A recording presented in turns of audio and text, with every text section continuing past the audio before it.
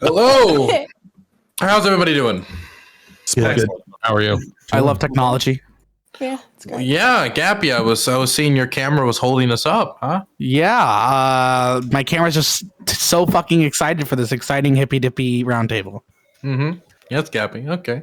Well, Yeah, you know what that's like, right, Dylan?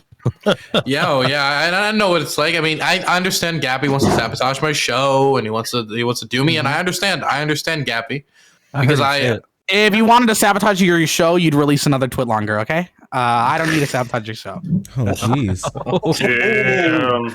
Jesus. Ouch. Man. Boom. I like it. Yeah. You keep it above the belt? Wow. Yeah, well, it was a prime opportunity, huh? Anyway, we're gonna go around the room. We're gonna go around the room, and we're gonna do intros, and then I'm gonna explain the rules. Okay, so we're gonna start in the bottom left-hand corner. Pixel, would you like to introduce yourself? Good morning. I am the token Australian on this stream. It's early. Learned yesterday that people think that we should be getting invaded sometime soon. That is real fun. By you guys. Sorry, just had to bring that up. And yeah, I cover the news mostly. I have a degree in psychology. I'm somewhere on the left, wherever you want to place me, depends on where you are.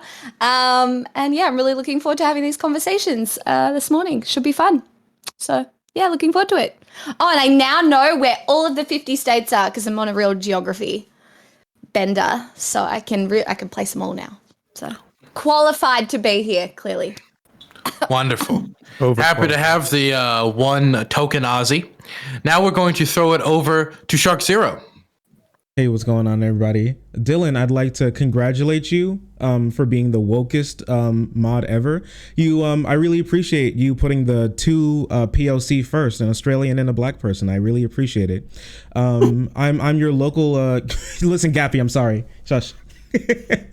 I'm a streamer boy. I talk about politics. We do gaming and everything. We have fun here. We do edited videos as well. If you know.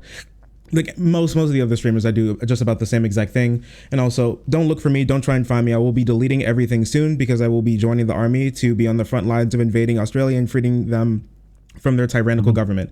They need it. I really wanted to see what a wallaby looked like. And so I thought this was my golden ticket opportunity. Now, when it comes to people of color, it seems that Shark left someone out. I believe Connor voted for Joe Biden. Anyway, we're going to go now over to More Perfect Union. I'm the More Perfect Union. I stream occasionally and do panels. Twitch.tv, the More Perfect Union. I am a constructionist or a constitutionalist conservative.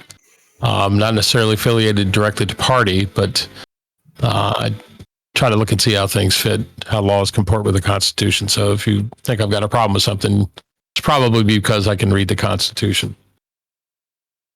Wonderful.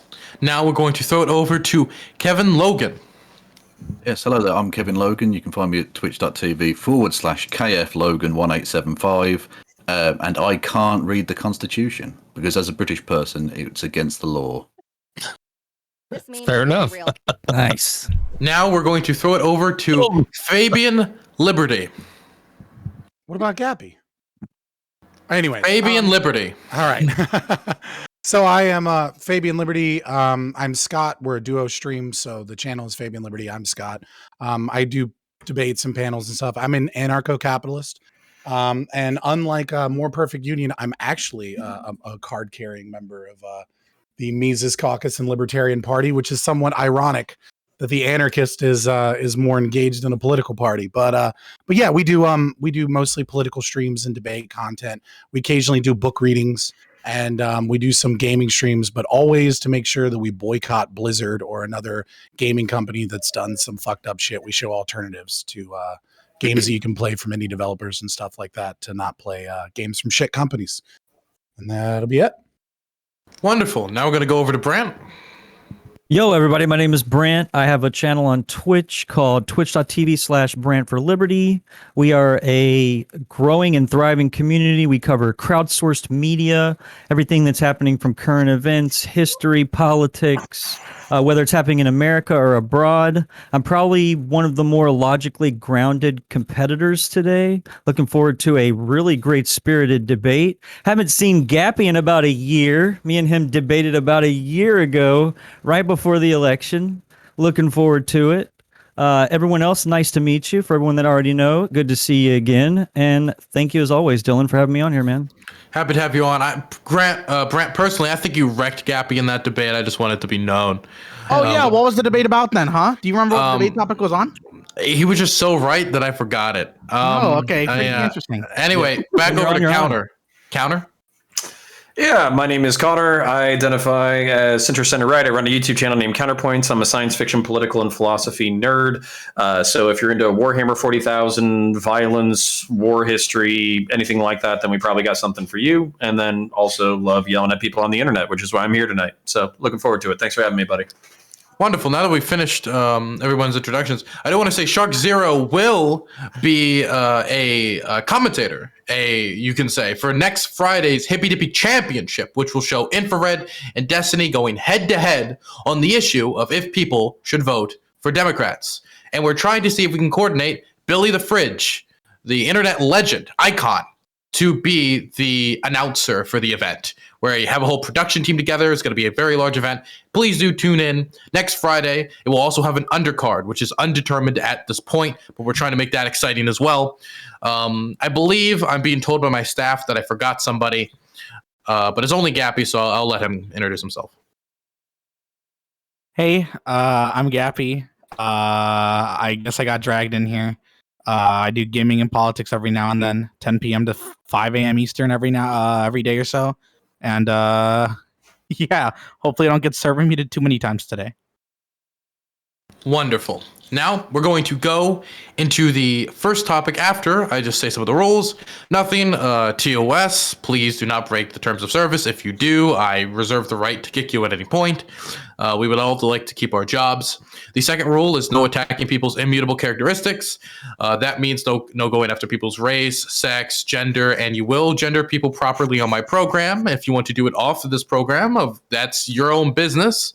But on my program, you will be gendering people by their preferred pronouns. And of course, like for example, an example of going after somebody's immutable characteristics would be saying that going after Gappy is just like terrible Minecraft gameplay, for example. If you were to go after that, that's immutable to him as a human being. That would be a bannable offense off of my program. Okay. So other than that, I also have a system where if you need to speak at any point but are not able to speak, this is a last resort, not the first resort. If you're not used to these panel environments, you can raise your hand and I will write your name down. Now, please, for the love of God, don't make it the first thing you do. Please see if you can get into the conversation. And if you can't, then do that. It will make it much, much, much easier for me. And of course, the final and most important rule, when I am talking, no one else is talking, no matter the circumstances. If you cannot hear me properly, please turn it up. I do not accept basically any excuses for that. So, other than that, everybody will have a basically 1 to 2 minute intro and outro for each topic, and the middle ground of it will be an open forum.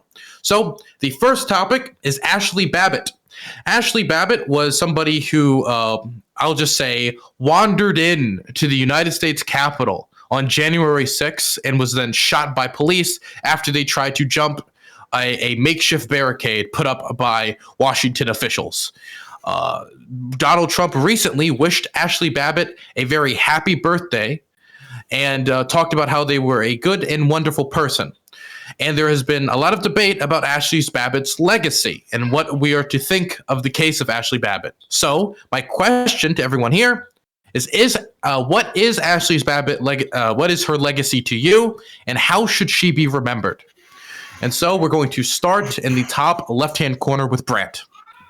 Right on. I guess I'll go ahead and get it kicked off, get extra spicy here. I think that she was a patriot that, fought for her country. She was a good friend, a good family member. She made a fatal error in going into the Capitol and going into a closed down section of the House, resulting in her death. Now, we could argue gray area here, whether or not she deserved to be shot or not. And you have to really answer that question with, did the police officer, the Capitol policeman that ended up shooting her, Mr. Byrd, did he have precedent to be able to legally discharge his firearm? Did he think his life was in danger? That we could sit here and argue about that. To me, that is like a second. Hey, Kevin.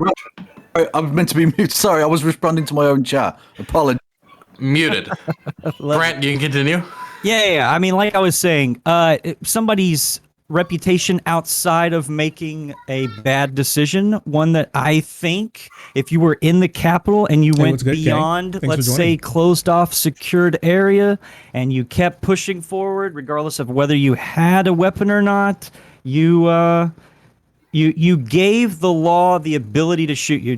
And with Trump congratulating or giving her a happy birthday and trying to like shout her out, and I mean he's going to be saying that to his base. He's going to be doing that, right? Because there are a lot of people that are up in arms about Ashli Babbitt being wrongfully killed. Now, I would love to have seen an investigation, a full investigation, one that wasn't completely 99% handpicked by the controlling party, but we didn't get that. And I mean, they pretty much said that he was absolved of all guilt and that he justifyingly did it. So, I mean, I think Trump shouting out to his fan base versus the specifics, I think they're completely different. But as far as her legacy, I would say, I mean, before that day, she's probably a great person, but I think she made a grave mistake going in there. And I think anybody else on top of that went in there, they should be surprised that they weren't shot or that they weren't,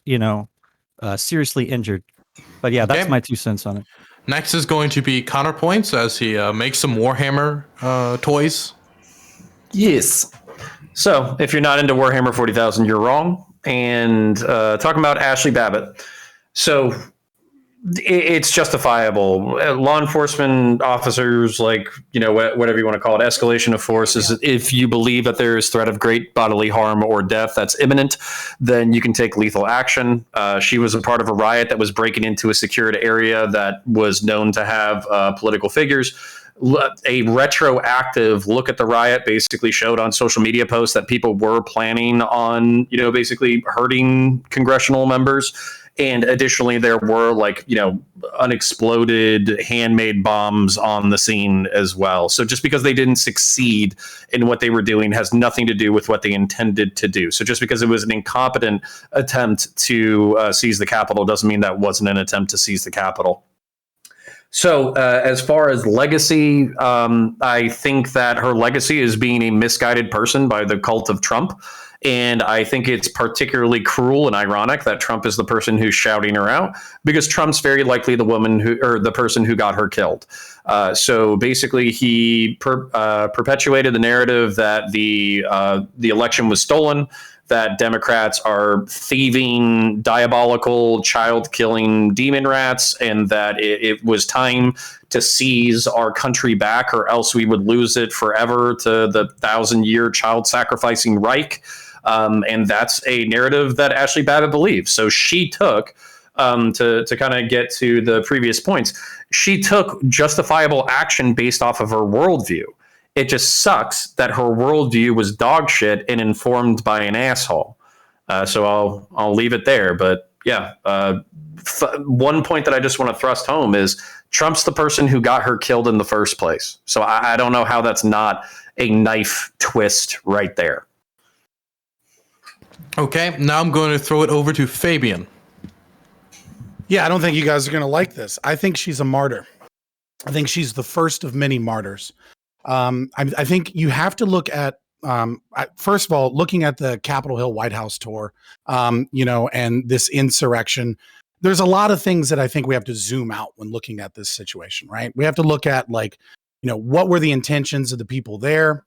I think they were there for protests. Most of them there, obviously, for peaceful protests, since the left has decided that if 97% are peaceful, then obviously this was a mostly peaceful protest.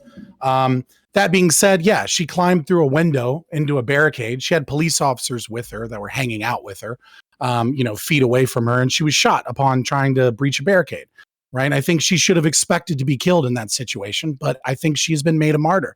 And I think this idea that the cult of personality of Trump, right, getting her killed is really the situation here.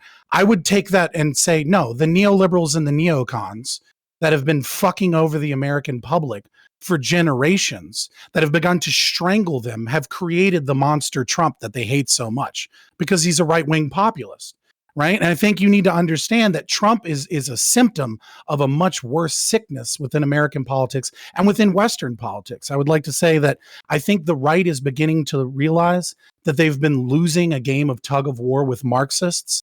And even more so, they're realizing that this entire game of tug of war with the Marxists is manufactured so that neoliberals and neocons can create a corporate fascistic state. And that is and that's just the reality of the situation. Now, when you ask, well, why is she a martyr? Well, moving forward, what are you seeing, right? You're seeing increasing authoritarianism. You're seeing a fake whistleblower from Facebook with a CIA agent as a lawyer that worked to try and get Trump Trump's impeached, right? Who worked under Nancy Pelosi and Chuck Schumer. You're seeing, Michael Sherwin say that we have to go after the people at the Capitol for a shock and awe campaign to make sure that they don't exercise their free speech to protest the inauguration, right? You're seeing people that have been in jail for months on in solitary confinement and have not been charged with crimes. And you're seeing the Capitol Hill Police become a new federal agency. This entire idea of them finding out about the Department of Homeland Security saying that there was dangers that we should be present of started because the post office's intelligence agency discovered that there was chatter. Okay. And the fact that most people don't even realize that the post office has their own intelligence agency is part of the problem. Right. And what we need to realize is that the right is starting to wake up to this situation, and you're starting to see some revolution left from Antifa and people like that. And I think Ashli Babbitt will be remembered as a martyr who was the first death in a series of what has to be some form of cultural, political, or hopefully not violent revolution at some point, because if this authoritarian actions from the state continue and grow, these mandates and all of these, we want to censor your social media and all these situations, you're going to get into a situation where people feel that it's necessary to take violent action, and I hope that that's not what happens. Gappy, I'm done. Yeah, I think Fabian's right. She was one martyr, and she's definitely not going to be the last one as long as these conspiracy theories continue to be perpetuated. I think people can talk about the symptoms that caused Trump to get elected, but when we're talking about things like voter fraud, when we're talking about conspiracy theories like Q, those are not symptoms as a result of a previous system. It's not caused by some sort of neoliberal or neocon rhino shills. It's a result of the Trump base and that type of right-wing populism fetching onto these conspiracy theories, latching them on, and resulting in people like what Connor points described, people falling into these distorted worldviews that unfortunately cause these people to get killed. I don't think she should be a martyr, but unfortunately, because of, for lack of a better word, because of people like Fabian advocating for her being a martyr, she's not going to be the only one as these conspiracy theories continue to perpetuate, as people continue to cope and pretend like voter fraud happened. Okay. Next, we're going to go to Pixel. I agree with kind of multiple points up there, but it's a really dangerous situation that we found ourselves in. I don't know if it's not the fault of the state, because the state of education in America is pretty abysmal. And in order to fall into the safety of conspiracy, a lot of these people who find themselves in situations like Ashli Babbitt did, I don't know if we should remember her as any sort of like victim, because obviously she made her own choices, but in some ways she is absolutely a symptom of a bigger problem within the way we are educating ourselves and our populations at the moment. There is so much information to consume, and if you are not given the tools to consume that, you are going to look for comfortable explanations. And Trump was particularly devious in the way that he communicated with his base. He was extremely well spoken to them in his rhetoric. It was accessible to these people, and his I don't know, could you call it obnoxiousness? His obnoxiousness in the way that he framed everything he talked about was relatable. and inspiring to these people. I kind of agree that it's a terrifying thought that she could be held up by a martyr. I think what Trump did, wishing her happy birthday, is actually so fucking dangerous for that, because it does hold her up as like, look, if you do this for me, I'll do this for you, right? At least you'll be remembered. That's a horrific thought to me. But yeah, I do think it's kind of a wider problem with people being susceptible to conspiracy rhetoric. There's a lot of it at the moment. So yeah, it's probably where I'll leave it. Next is going to be the Brit Bonger, Kevin Logan.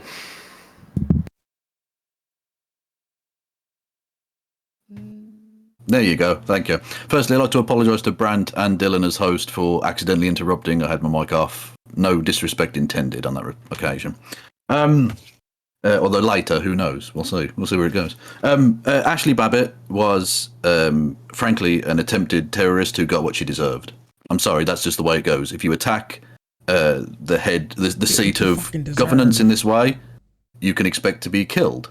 That's just the way it goes. If you're attempting a kind of loosely and pathetically organised coup d'etat, or at least a stopping of the democratic process, I don't know exactly what you're expecting other than that. She shouldn't be remembered, frankly, at all. She deserves to go down as a complete non-entity in history, but unfortunately, she's being held up by right-wing dipshits, including Donald Trump, who, in wishing her happy birthday, showed once again, once and for all, his complete lack of fitness to hold the office of President of the United States of America. Next is going to be Shark Zero. All right. Hello.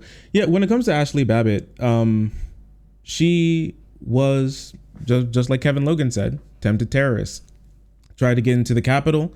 Tried to. What was their explicit goal? Like at the end of the day, what's the point of even going in? Right. I mean, after spending years hyping up how the institutions were absolutely against him, how the elites in the deep state were going to overthrow him and overthrow the election, and then spending months on end trying to challenge the election with frivolous lawsuits and challenges and spreading conspiracy theories about what was actually happening, and to no avail, thankfully. He whipped up his entire fan base into a frenzy, and he sent multiple people from around the country to go to the Capitol. And then after they got there, there was one spark, and it set fire to the entire crowd, or at the very least, enough of them to go in and bash the windows and crash through the entire Capitol and try to, at the end of the day, stop the certification of the election, stop a democratic process just because they didn't like who won. And Donald Trump, who said happy birthday, was absolutely the one who basically made it so that she's not alive anymore, that she's not with her family, that her family doesn't have her friends aren't here. And I do agree, as like a military brat, I hate to see like other service members, meet their end, especially something as useless as this.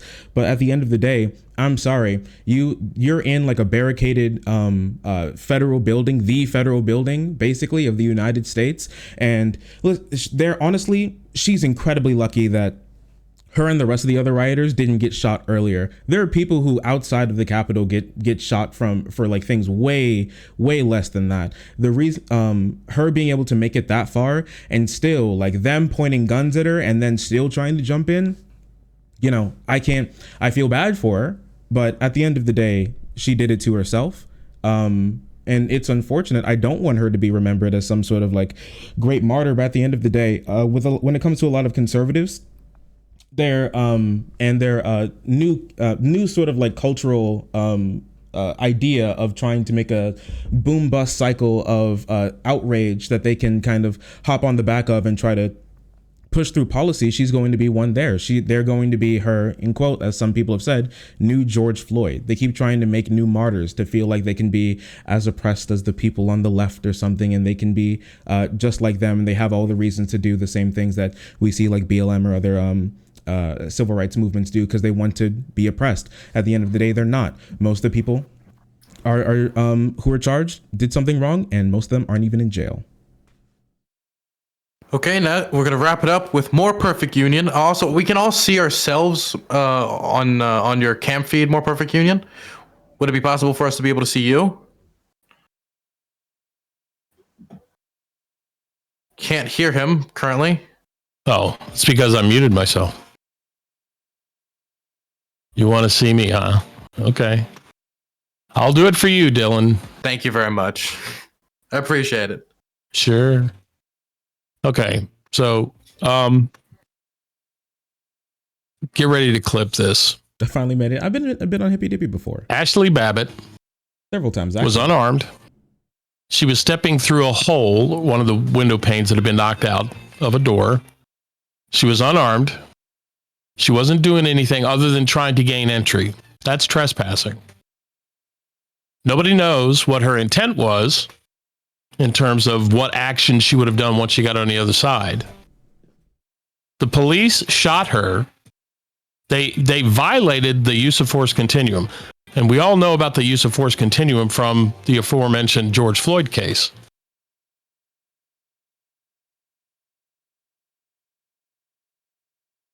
I want to back it up just a half step here.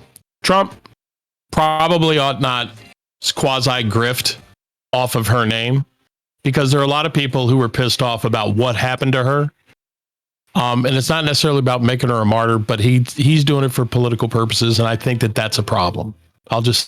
No, you're thinking of another Trump supporter who died at the Capitol. That one was trampled by other Trump supporters trying to gain access to the Capitol. So, another person who died. There are several people who died.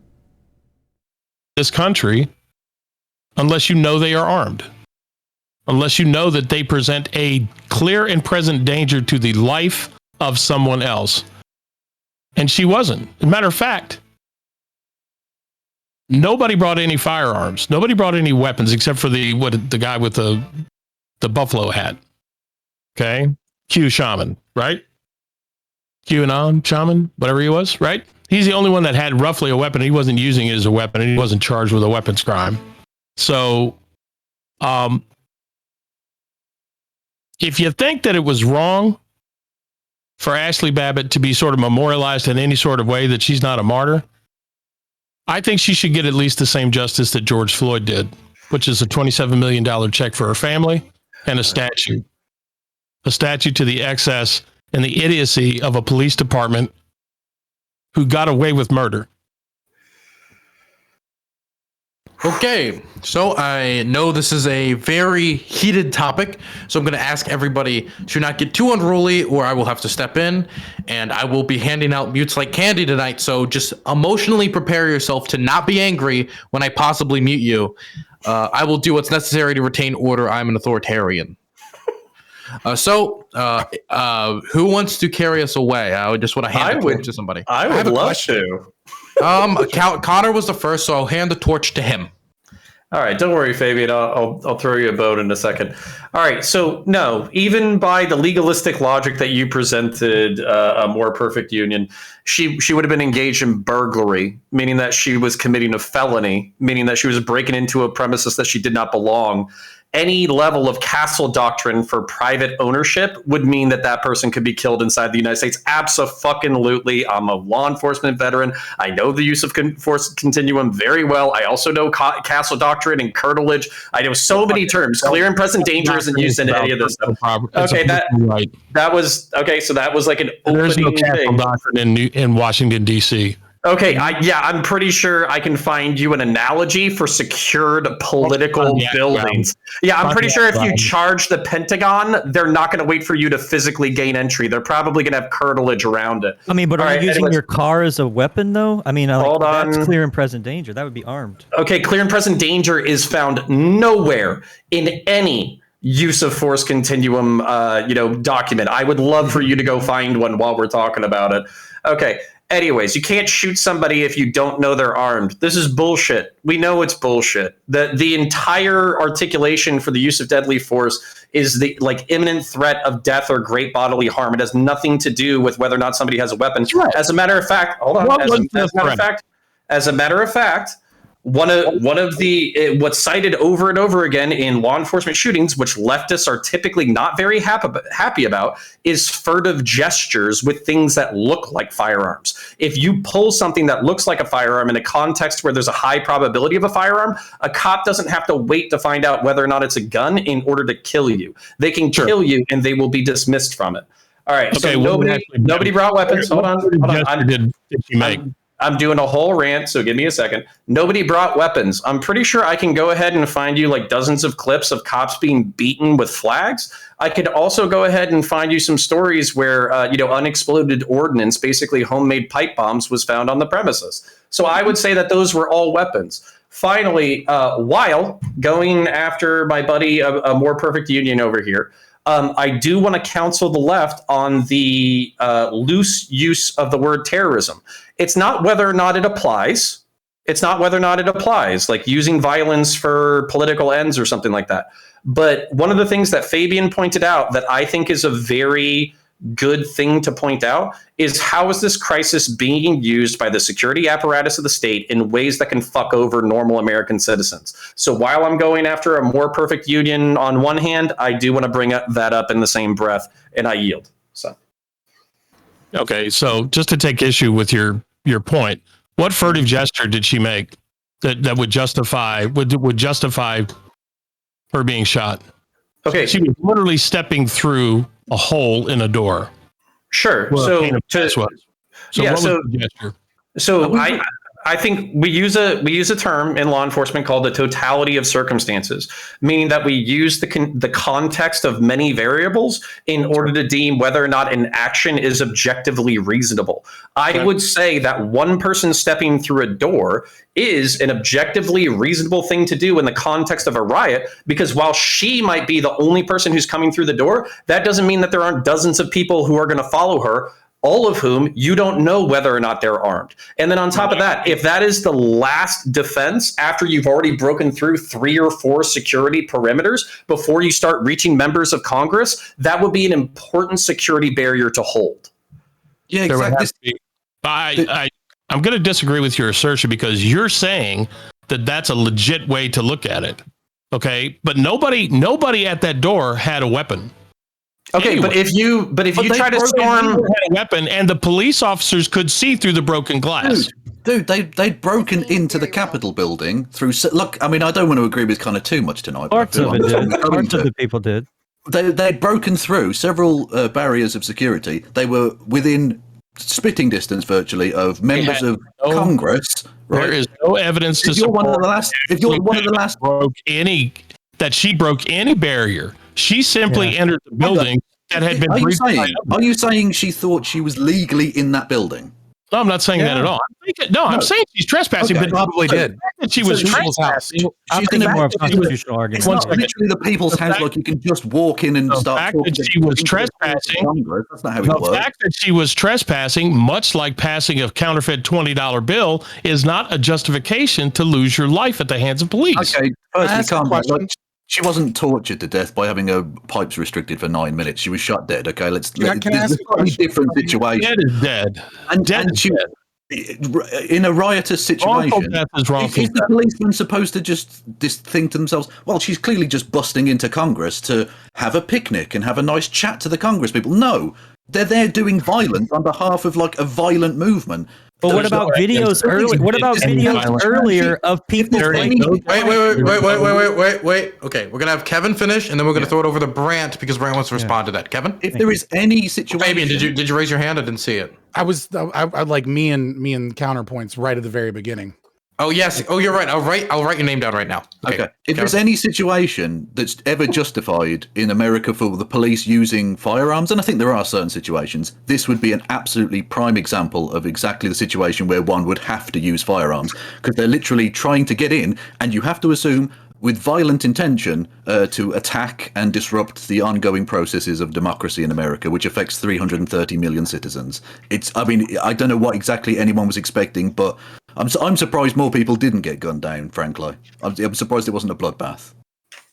I mean, but what about reduced security detail? What about rejection of adding additional security detail? What about multiple videos for which I personally covered over 1,000 hours, different video vantage points of people being led in, being mixed in with what I will relent. There was a small crowd within a ridiculous crowd, a sea of people that were malfeasant. Some want to argue that those people may have been inside feds, may have been provocateurs from prevailing countergroups. For sure, but what I'm trying to get at is, at that point, when you have mixed drawdown of commands, where you have half of it, where I'm going to relent to you, there were people that broke windows, that went in and trespassed, like More Perfect Union is saying. But what about mixing in the greater accumulation of people that were let in? The doors were opened up, the police stood to the side, let them in, not to mention moving. Let me finish.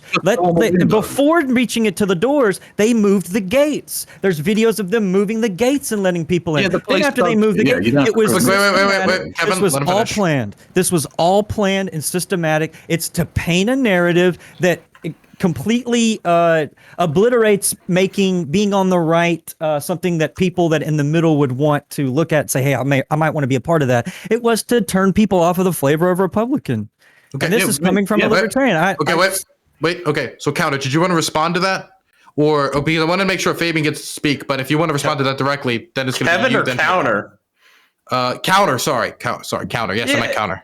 Yeah, so just okay. Yeah, so just Counter, then Fabian. I just want to make sure that we. Yeah, just very quick interjection. This is so weird to me because I feel like neither side can have like coherent logic. So by this logic, are we going to say that like the BLM protests and riots over like the summer of 2020, because 93% of them were peaceful, then the 7% of violent things didn't matter? And then to invert that, like, so is the logic here that like because 93% of the people at the Capitol riot were peaceful and 7% were assholes, the cops just had to let them get steamrolled because 93% of them were peaceful under some kind of assumption that the 7% wouldn't be able to exploit that weakness? And then on top of that, this makes no fucking sense at all, because let's say that let's say the dude or the dude with pipe bombs or the dude with guns were snuck in right behind all the peaceful protesters, and then while this cop has his back turned to a few hundred rioters, he just gets shot in the back of the head, and then you have members of Congress who have been successfully kidnapped because he didn't hold the fucking line. This makes no sense in any context. I'm going to counter interject. I just want to interject his interjection here. Okay, wait. I want to make sure Fabian gets to speak before. I'll write your name down, Brand. I promise. Fabian? Yeah, no, I mean, I just have like a little thing, and I mean, we kind of touched on it already on Counterpoint. What Counterpoint's saying the fourth or fifth time you spoke, but I just want to say, like, these people in this very panel that are saying Trump has culpability for Ashli Babbitt's death. Then what are we going to do about Kamala Harris? What are we going to do about Black Lives Matter protests? I just want to point out that Black Lives Matter protests burnt down massive sections of DC very close to the fucking Capitol building, and there's no congressional hearing, right? The Weather Underground Project bombed the fucking Capitol in 1971 and in 1983. No commission, right? Brett Kavanaugh hearing broken into, no commission, right? You have to understand that this is very clearly being treated in a massively hypocritical way because the state has decided for the time being, right, that we can vilify right-wing populist movement because it's a threat to the state. And this idea that people are saying that, like, oh, I don't know how much election fraud would be required to make Biden the president. I'm not going to sit here and say that I know the election was stolen or any of that bullshit, right? But we know that there was rampant election fraud. And anybody that fucking denies that is completely and utterly full of shit. You're a goddamn liar. Like, you just are. You're a goddamn liar. Right? Like, we know that there were thousands of fucking issues, right? We know from Maricopa County alone, in a state that was won by 11,000 votes, that we had over 80,000 problematic ballots, right? Now, to say, well, obviously that this was enough to overturn the election is absurd. But to just say that this is all QAnon conspiracy theory shit while denying the left-wing conspiracy theories, right? While denying the types of shit that riles people up in Black Lives Matter protests, is complete and utter hypocrisy because you like violence when it's done for Dude, your just sake. be my honest. I don't know how you can. Just be honest.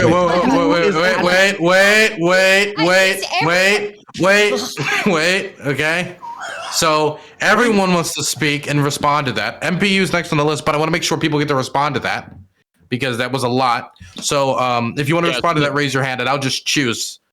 Okay, Gappy has actually risen his hand before, so I'll give it to him first. Gappy. Wait, me? Well, MPU, I said that. Okay, MPU, Yeah, do you want to okay. Well, wait? Okay, The people MPU, might have inferred do that you you dis- told them to go ahead and MPU, do you start. disagree? It's fine. It's fine.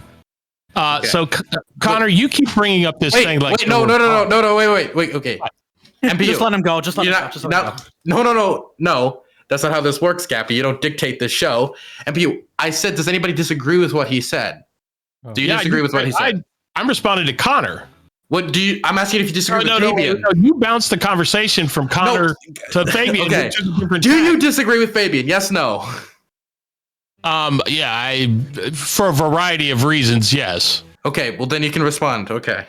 Okay, well, before I respond to Fabian, let me respond to Connor. You keep saying that that Trump supporters brought bombs onto the Capitol grounds. The FBI has said that those were radicals that did that. They were not people who were attending the Trump fucking rally. Okay, so just please don't be disingenuous and lie to people out there, to the relatively few hundred people that are watching this fucking stream. Don't lie about that shit. There was bad shit that went on. There were people that were Trump supporters who did bad shit. I give you that. The vast majority of those people were there to express themselves in a peaceful way, and they were pissed about what they thought was problems with the election. Okay. To the extent that there was voter fraud, there's voter fraud in every election. So Fabian is right to some degree. However, there isn't enough to overturn the elections, but there were problems with the elections, the way that the laws and stuff were done, including Act 77 in Pennsylvania, which actually violates the state constitution. Okay, even though it was passed by the legislature and signed by the governor, Act 77 is a violation of Pennsylvania's state constitutional law. So there are problems. There were problems with at least 20 states, the way that they conducted their elections vis-a-vis their own constitutions. Okay, I want to ask you a question because I want to. But this has got nothing really to do with Ashli Babbitt except as a tangential effect. Can I ask you a question so I can see if you're morally consistent? Wait. What part of that was directed at Fabian? It wasn't. The fraud, the systemic fraud. Okay, Connor, you respond to that then, Gabby. Okay, so just to see if you're morally consistent, you're saying that literally just Googled it 20 seconds ago. There's a fucking news story saying that one of the Capitol Hill people is left like pipe bombs all over the fucking place. So you're saying your argument is that it's a minor fraction of the people who attended the Trump rally who were violent or had nefarious intent.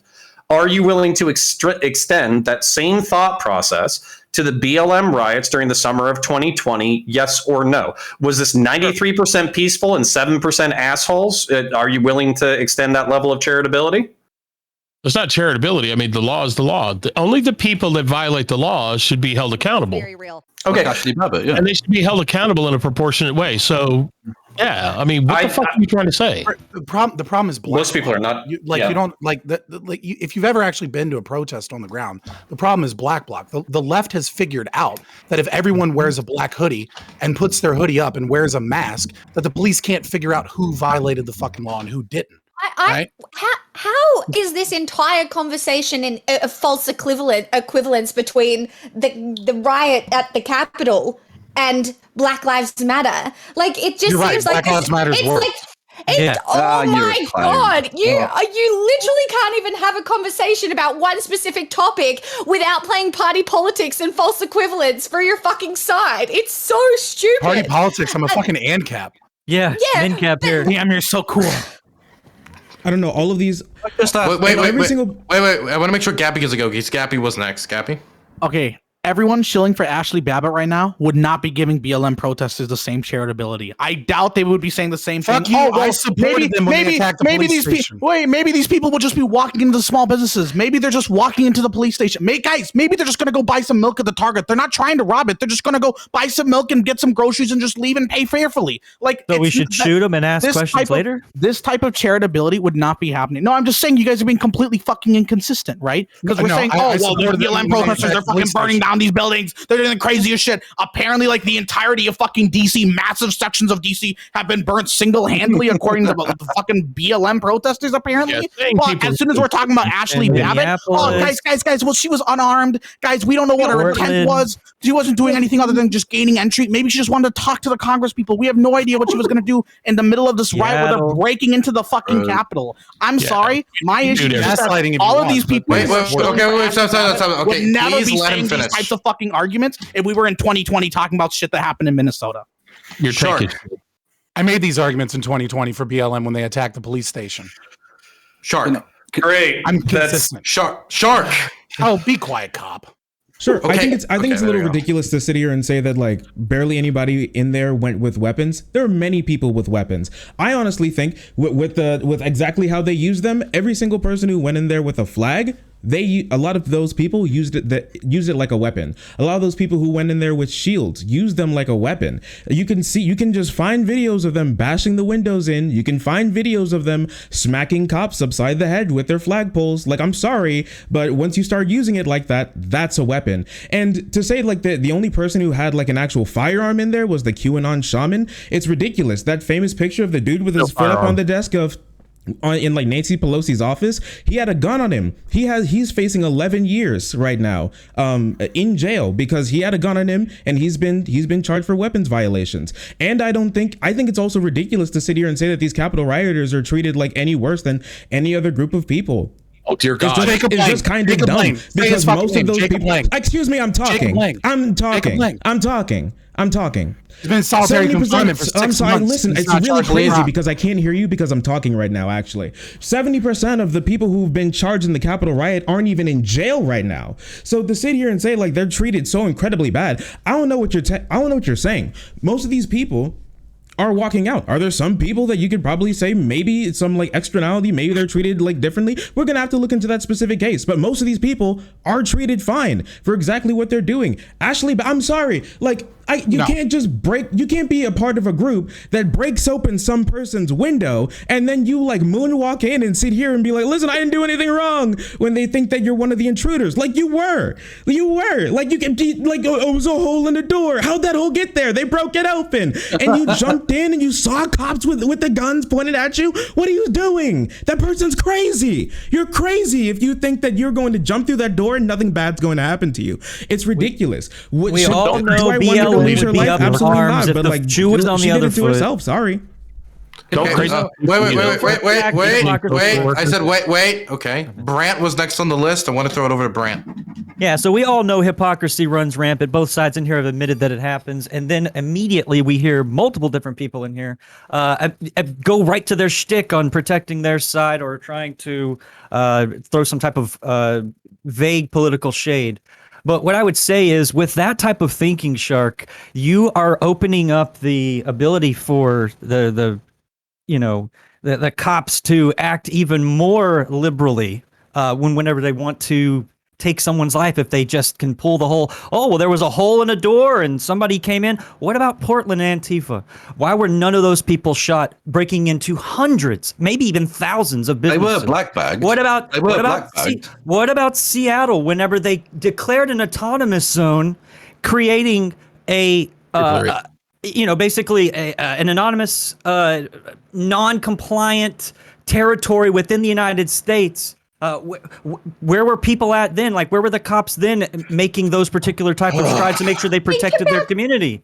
Think I mean, about the differences in these situations, though. Like, one of these stems from, like, literal systemic oppression that people have faced for, like, generations. And the other one is, like, stemming from a conspiracy. Like, a literal conspiracy. How do you ignore When we that? talk about motivation based off of political propagated ideology. a propagated Right? system. It's okay when you're narrative You're or basically a- apologizing for them so long as they agree with your political philosophy. Oh As God! long as they have I'm your not even oppressor oppressed apologizing. narrative. You're Okay. just ignoring nuance of either situation to try and compare them for politics. You're ignoring the nuance of like the You specifics. can like, accuse me of ignoring ignorance, but Kevin Logan, why were they blackbagged?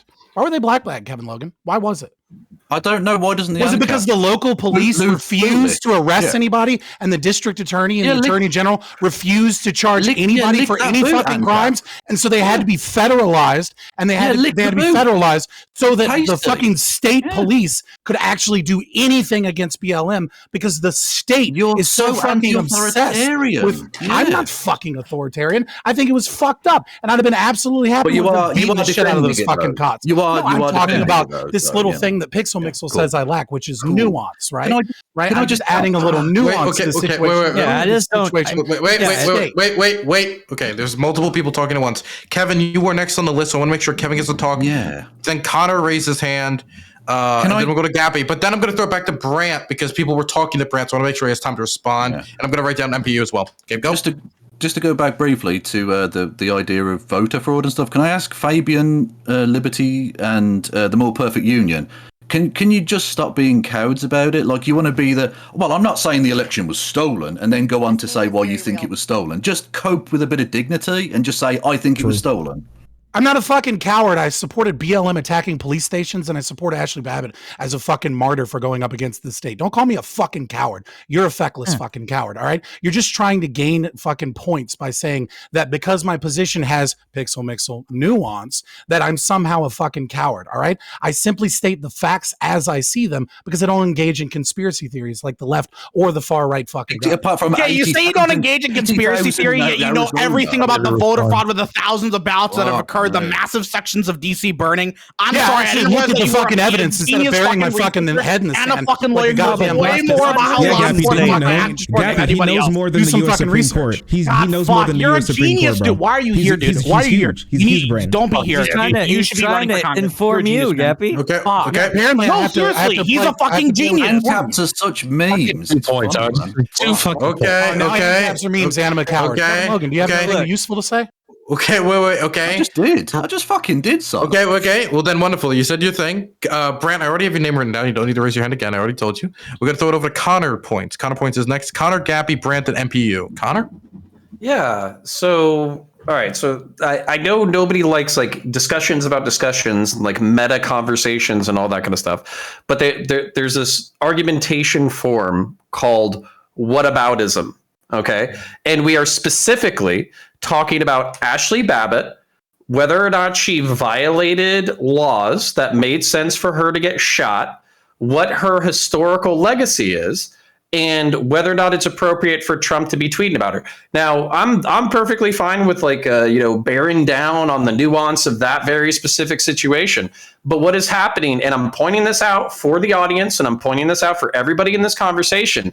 If you want to appeal to we can appeal to hypocrisy all fucking day long because we have there's 9 assholes in here. There's 11 opinions about like one subject in this room right now. Okay, so we can either talk about the subject and the data that informs that one subject, or when we bring up a point that seems like logically inconsistent or something like that, you can say, well, what about BLM a year previous in situations that are not totally analogous? Why didn't the cops just execute everybody back then? And then we can have a conversation about that too, if you want. But if you want to talk about Ashli Babbitt, that'd be cool. So I'll leave it there. We could do all those things though, and I think no, we can't. We don't have enough time. But we do it anyway, right? And it's actually disingenuous to ignore the meta conversation because everybody has their own thing that they want to talk about, right? But if you ignore the underlying drives of why people want to stickler onto one little issue, then you're ignoring a huge part of the conversation. Sure. I mean, Pixel, I can't go sit here and talk about the legalities of somebody whether or not they had the right amount of force to to have the right amount of opposing force. But I can talk about the fact that what happened on January 6th was weaponized patriotism, which is what Trump has been doing for a very long time. And then it just seems like that's situational. That's specific to the situation. That seems like a better conversation to be having rather than comparing it to Black Lives Matter for whatever reason. Well, right. And I'm... Wait, I just want to say, respond? well, you can respond for like 10 seconds, but I don't want to have this conversation about the conversation right now. And now, this topic obviously is interesting. I'm going to probably extend it more than usual, but I will say that if topics go for too long, then I have to cut other topics. And tonight's topic that I would cut would be the gun control one. I just want everybody to know that right now. So you would have to make the decision. Do we extend this topic because it's going really well to cut the gun control one, or do we cut it here when it comes to it? And you need to choose your words wisely. Just throwing it out there right now. Connor, you got like 10 seconds, but I got to get back to the list.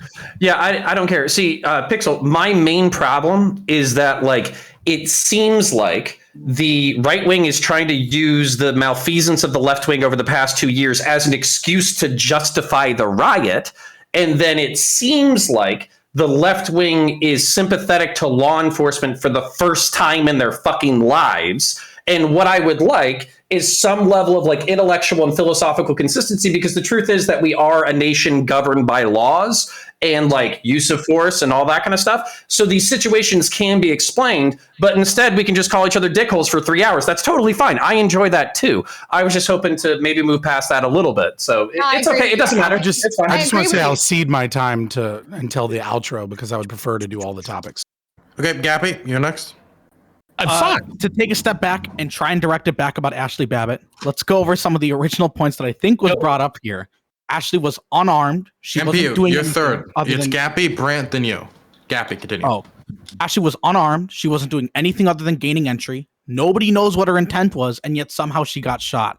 I'm sorry, if somebody breaks into my fucking house, I don't think it's reasonable for me to believe, maybe he's just going to bring me a pie or something like that. Maybe he's just here to say hi or some shit like that. And it gets even more worse or exacerbated when we're talking about the Capitol, one of the biggest parts of the fucking government, where we have people who are very, very sensitive and critical to the functioning of this entire fucking country there, who are completely at risk when these people are coming in there. It just seems absolutely absurd that when we're talking about Ashli Babbitt, the best arguments we have is, she was just unarmed, guys. We don't know. She probably didn't have a weapon. Nobody had a weapon. Guys, she was just walking in. We have no idea what she was going to do. How could we possibly expect that type of stuff?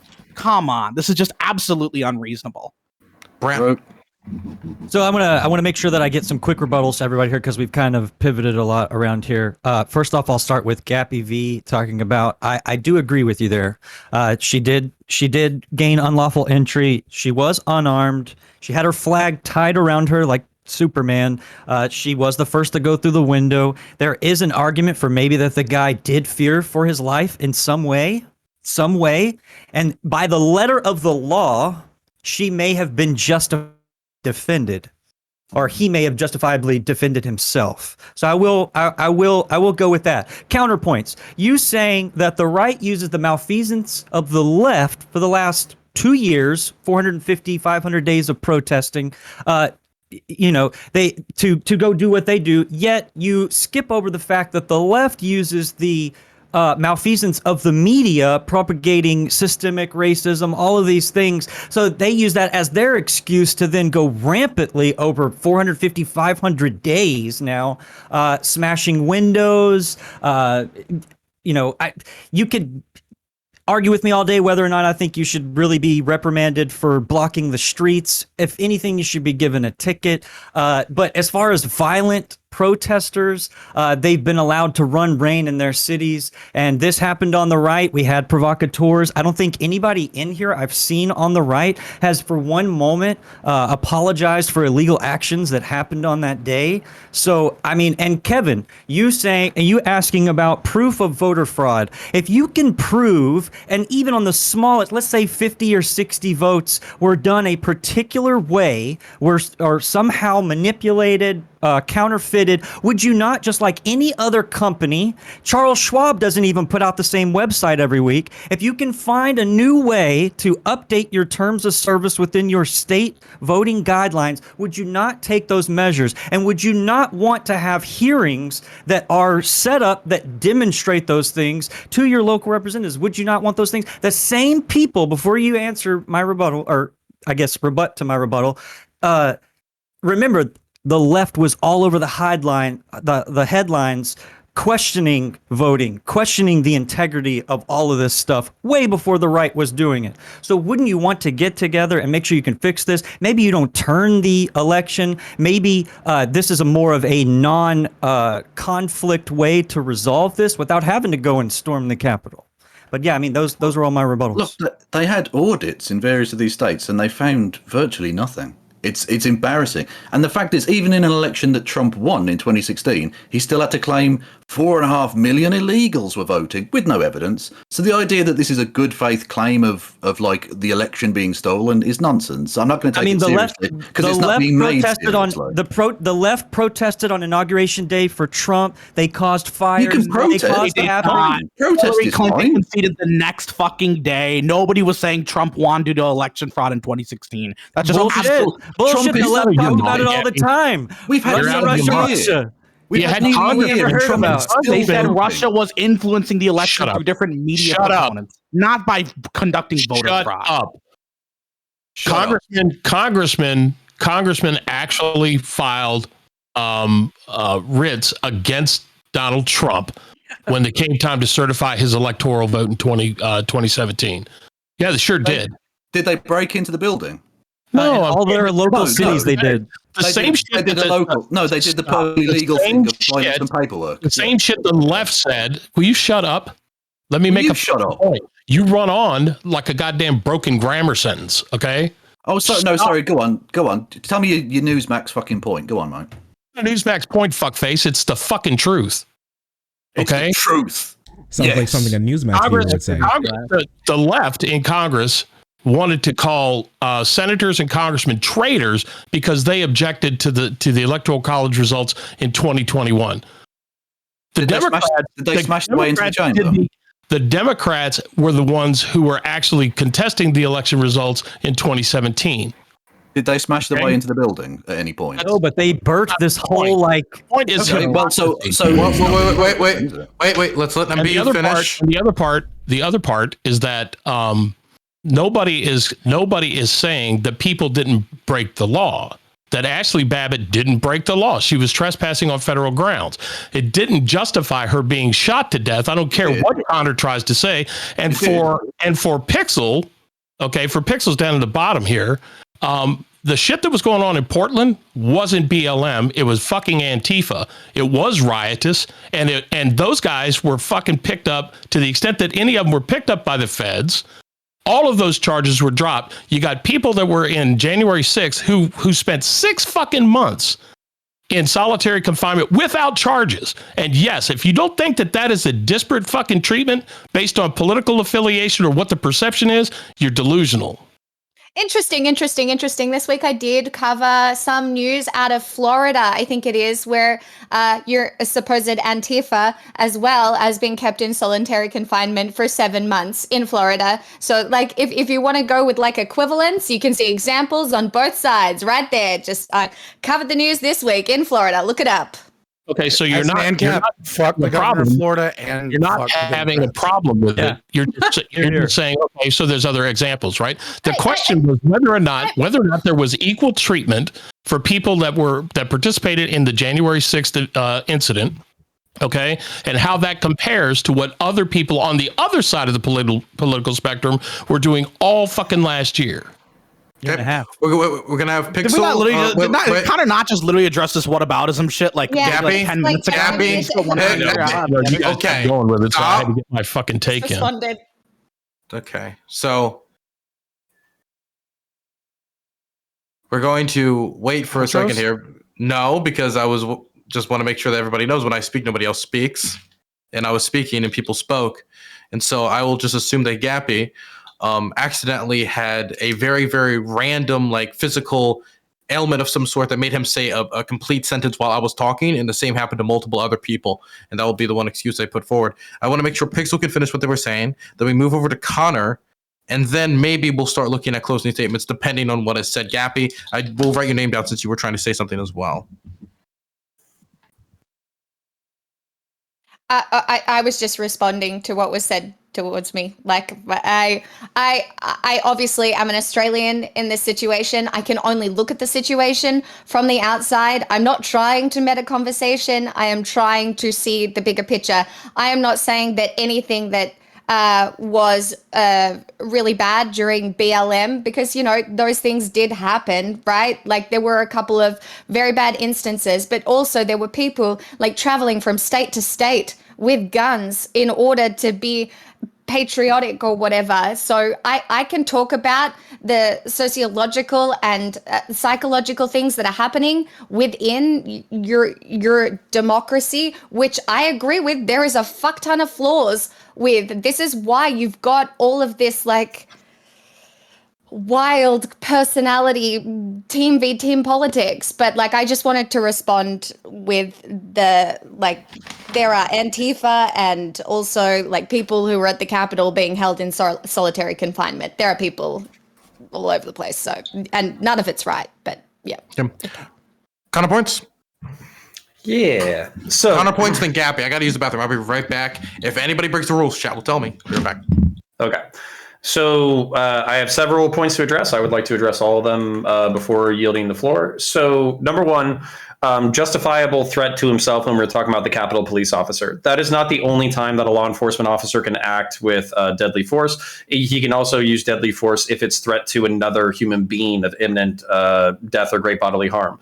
I'll refer you to Micaiah Bryant, the shooting where a teenage girl was trying to stab another teenage girl. The cop was nowhere near to getting stabbed, and yet he shot the girl with the knife multiple times, and it was ruled a justifiable homicide because he was acting in self-defense of the third party. So no, it's not just him. If he thinks that the Congress people are liable to get hurt or killed by the crowd, then absolutely he can use deadly force.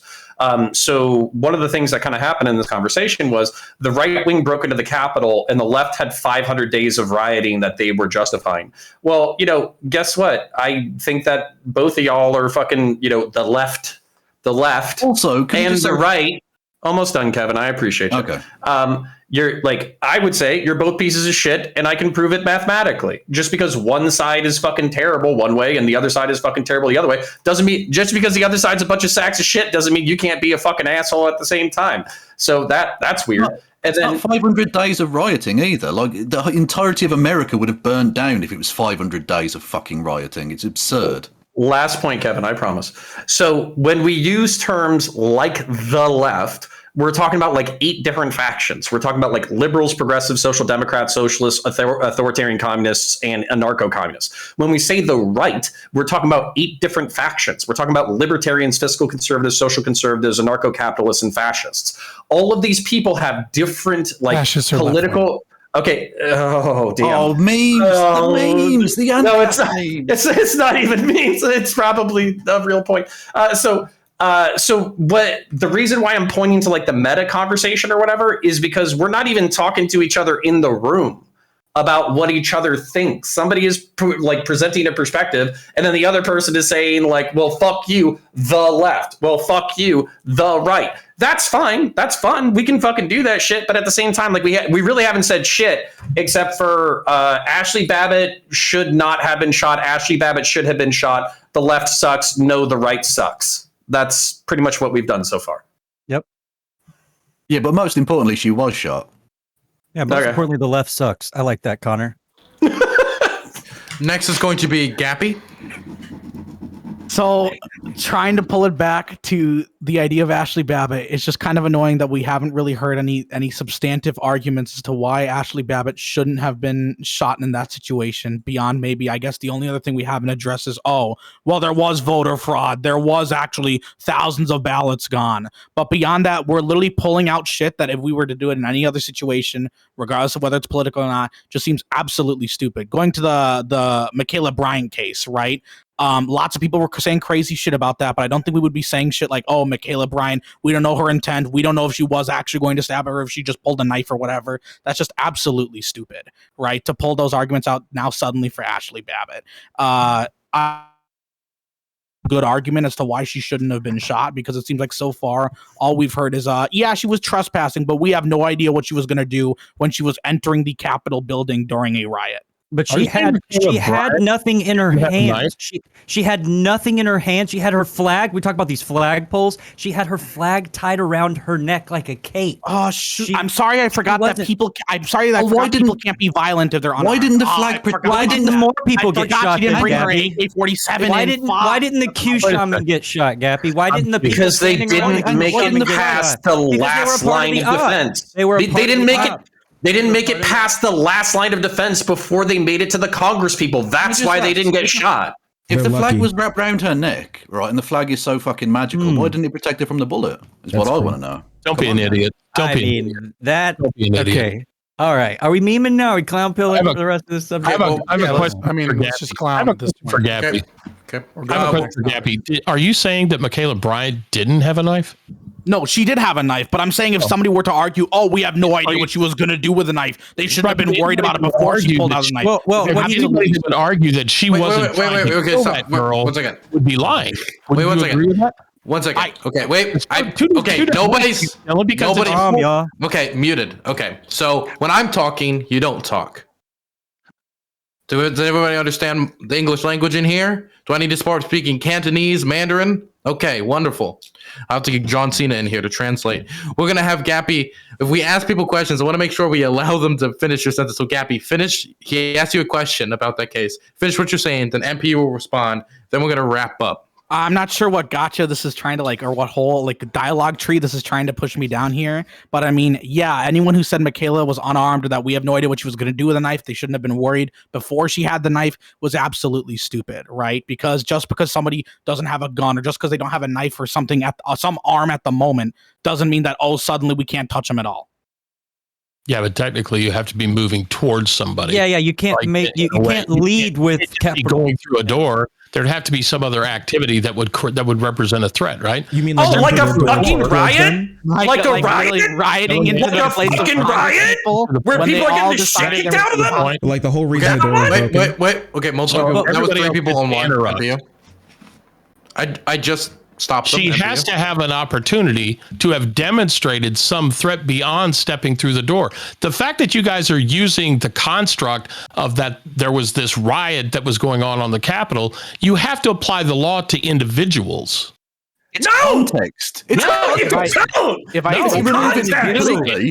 It's complex, and you guys can it's justify. Not complex. It's context. It's context. You can't remove it from the context of the situation. But with the logic, perfect union. She was not a threat to anybody in that room. I'm sorry. There's a huge difference between somebody just randomly opening the door to a fucking bathroom versus opening the door into the fucking U.S. Capitol. Wait. Okay. Zero threat. There's multiple people talking at once. Gappy, you were saying something. Then I want Brant to be able to respond to that since Brant's interested. And Fabian Liberty is about to anarcho-Capistan himself off of a building if we don't go to the next topic. So we're going to have Gappy, then Brant. I'm sorry, there's a huge difference when there's somebody just randomly opening any sort of door, the door to my bathroom behind me, versus someone opening the door and going through the window into the U.S. Capitol after we already know that there's a riot going on over voter fraud, that people have already stormed the building from the outside after they've already gotten through the first couple lines of defense with police there, and they're trying to get all the way in to the fucking end. I'm sorry, there's a huge fucking difference there, and I'm sorry that it takes... I'm sorry that it takes a lot of effort to understand the context there, but that context 100% matters, and it not only ought to be considered in all of these cases, but police officers should openly be willing to consider those types of contexts. I don't know how we're suddenly dismissing it because, she just opened the door. It's so much more than just opening a door, going through a window. Yeah, the guy who robbed my house, he just opened the door and he wanted to borrow he was looking through my fucking fridge. I don't know if he's going to take anything yet. Why would he do anything there? He just broke the window. He just opened in. Come on. We would also never apply this in any other context. If somebody was burglarizing your fucking house, you would not be on this panel saying saying, oh, hey, I have to give him the benefit of the doubt that he's unarmed. Fuck no. There's castle doctrine in curtilage inside the United States of America. The fucking state building, the Capitol building, has more protections, not less protections, than your fucking house. So how is it if somebody were to break in through your glass window and you were to put buckshot in their fucking chest, even if they were unarmed, you would absolutely fucking walk. Individual, though. That's not. No, it's not. It's not even. What if there was a group of people who were breaking into your fucking house? You could mag dump into the entire fucking group. Of course. What are you talking about? That it was hypocritically enforced within the Capitol to create a martyr. One person was shot, and then Q Shaman and his gang took a group photo in the place in which Ashli Babbitt was trying to get to. It was set up as an op. It was. Yeah, you're not. You don't like what you're setting up logically. I guarantee you that. Mowed them down with machine guns then? No, that's the precedent. That's the precedent that Counterpoints is setting up, though, is that if you are a part of a group of people and you present no clear danger, and you are there, clear danger. No, we are not agreeing on that variable. We are not agreeing on that variable at all. As a matter of fact, very specifically what I'm saying is that law enforcement officers in the Capitol were using context within their set of objective, like what they thought was reasonable at the time, in order to determine what level of force they were going to use. If there were other cops, mousetrapped her. If I charge into your house right now, as a hypothetical Twitch terms of service, if I charge into your house right now, and then I break through your front door, and then I make it through your living room, and then I make it through your bedroom door, do you think that's a little bit fucking different? And as I make it through your house, the context changes to even more dire than the original? You don't think you would be culpable if you left your keys running in your car and someone went and then took your car? You don't think you would be culpable in that? I'm not tracking your analogy at all. What are you saying? Okay, so let's say that the state had a hand in the lack of security, which then set up a situation in which a person got themselves in a situation where, by the law, they could take her life. You don't think that to some degree we would not want to go all the way the chain of command? No, Kevin. I have a question. Just doing conspiracy shit. So even let me grant you the fucking conspiracy theory that administrators somehow held back security forces specifically to incite this event so they could fuck over Donald Trump. Let me just go ahead and see that. Does that mean an individual cop should watch hundreds of protesters burst through the last line of defense when rioters are trying to gain access to the representatives of the country, people who they are sworn to protect? They let them in. The people made it. One person died and everyone else went in there and they went home. Do you think the cop in the office was privy to all of the security breaches on the exterior? You don't think they call a radio, or you don't think he has a radio or ability? I don't think this guy's just winging it like Die Hard. And I don't think any of you. By the way, I apply this to everybody in this fucking. I apply this to everybody on this fucking panel. Shut the fuck up, because you're part of this. You really got him. Yeah. You're part of this. By the way, I don't think any of you have been a fucking swinging dick away from a dangerous situation. I don't think you know what the fuck you're talking about. You don't even know what adrenaline is. So no, shut the fuck up. You don't know what you're talking about. So people throwing Molotovs and other things into their local courthouses, not being fired on, breaking into those buildings, and some of them did get arrested. I'm not saying that they just got to do that and they got to go back home and go back to mom's basement, get the dino nuggies, and start back over tomorrow. But I'm just saying, equal exercise of the law here. Inconsistency exactly happened in the anecdote that we're talking, going back to specifically Ashli Babbitt and the chain of command and the, I guess we could just say, abysmal failure of the Capitol Police and the lack of reinforcements, all of those things together. If it was any other situation where it's a chain of command issue, it would go back on the state. It would go back. Okay. It would go back. So let me give you a prime example, because what you're saying is pissing me off, basically. So let's say, it's because it's what you're saying is stupid. So I don't know why you're confident about this. Know where to send the thunder. Calm down, Oathbreaker. Okay. Yeah. Did you ever take an oath to even break in the first place? Shut the fuck up. So anyways, fucking vet, asshole. Okay, me too, dickbag. Shut the fuck up. So you're still an Oathbreaker. Calm down. You're still an Oathbreaker. No, fuck him. All right. Anyway, so moving on. So let's say that my administration, right? Because this is an example of something that happened. Let's say that I'm rolling into a dangerous situation. where there's fucking robbers who have pistols and shit, and I call for backup, and because I have a lazy administration, they don't send backup. And then as a result, I am now confronted with like 2 armed robbers and I have my pistol. Do I, as the individual law enforcement officer who is fucked over in the individual situation, do I stop doing my job because my administration fucked me over, yes or no? How was he fucked over? No, look, I'm telling you. So the cop in the wait, to justify it. Yeah. Stop. I finished Okay. the pizza. Stop. Can we, like, let the- Okay. So, Connor, you asked a question. Now, usually, okay, Connor, what is your favorite color? Blue? Nope. If I stop you before you can answer the question fully, that would be rude of me. So when you ask somebody a question, allow them please to answer the question fully. So Brant, please answer the question fully. Gappy, I've written your name down. Repeat what it was, because that just kind of like completely derailed my track of thought. Sorry. Let's get back to ground. All right. So if an administration fucks over a law enforcement officer by providing insufficient support, does that mean that the law enforcement officer should no longer do their job as they see within the realms of their duties? No, but there could be a situation in which you're forced to have to act in a justifiable way, let's say like taking somebody's life, and you probably wouldn't have had to do that with a show of force. If you're telling me that you would have known about this burglary for weeks before then, you could have had armed guards around it, you could have had the National Guard, you could have had helicopters, the whole thing, the drones, the facial recognition, your buddies in China helping out, you could have outsourced a little bit of surveillance labor there. But what I'm trying to get is building the anecdote that we're talking about right now, because I'm not just talking about a woman breaking through a door and getting shot. There's more context to that. She would have never even made it to that area. None of the crowd would have made it to that area had there been adequate defense of this thing we cherish, we call the People's House.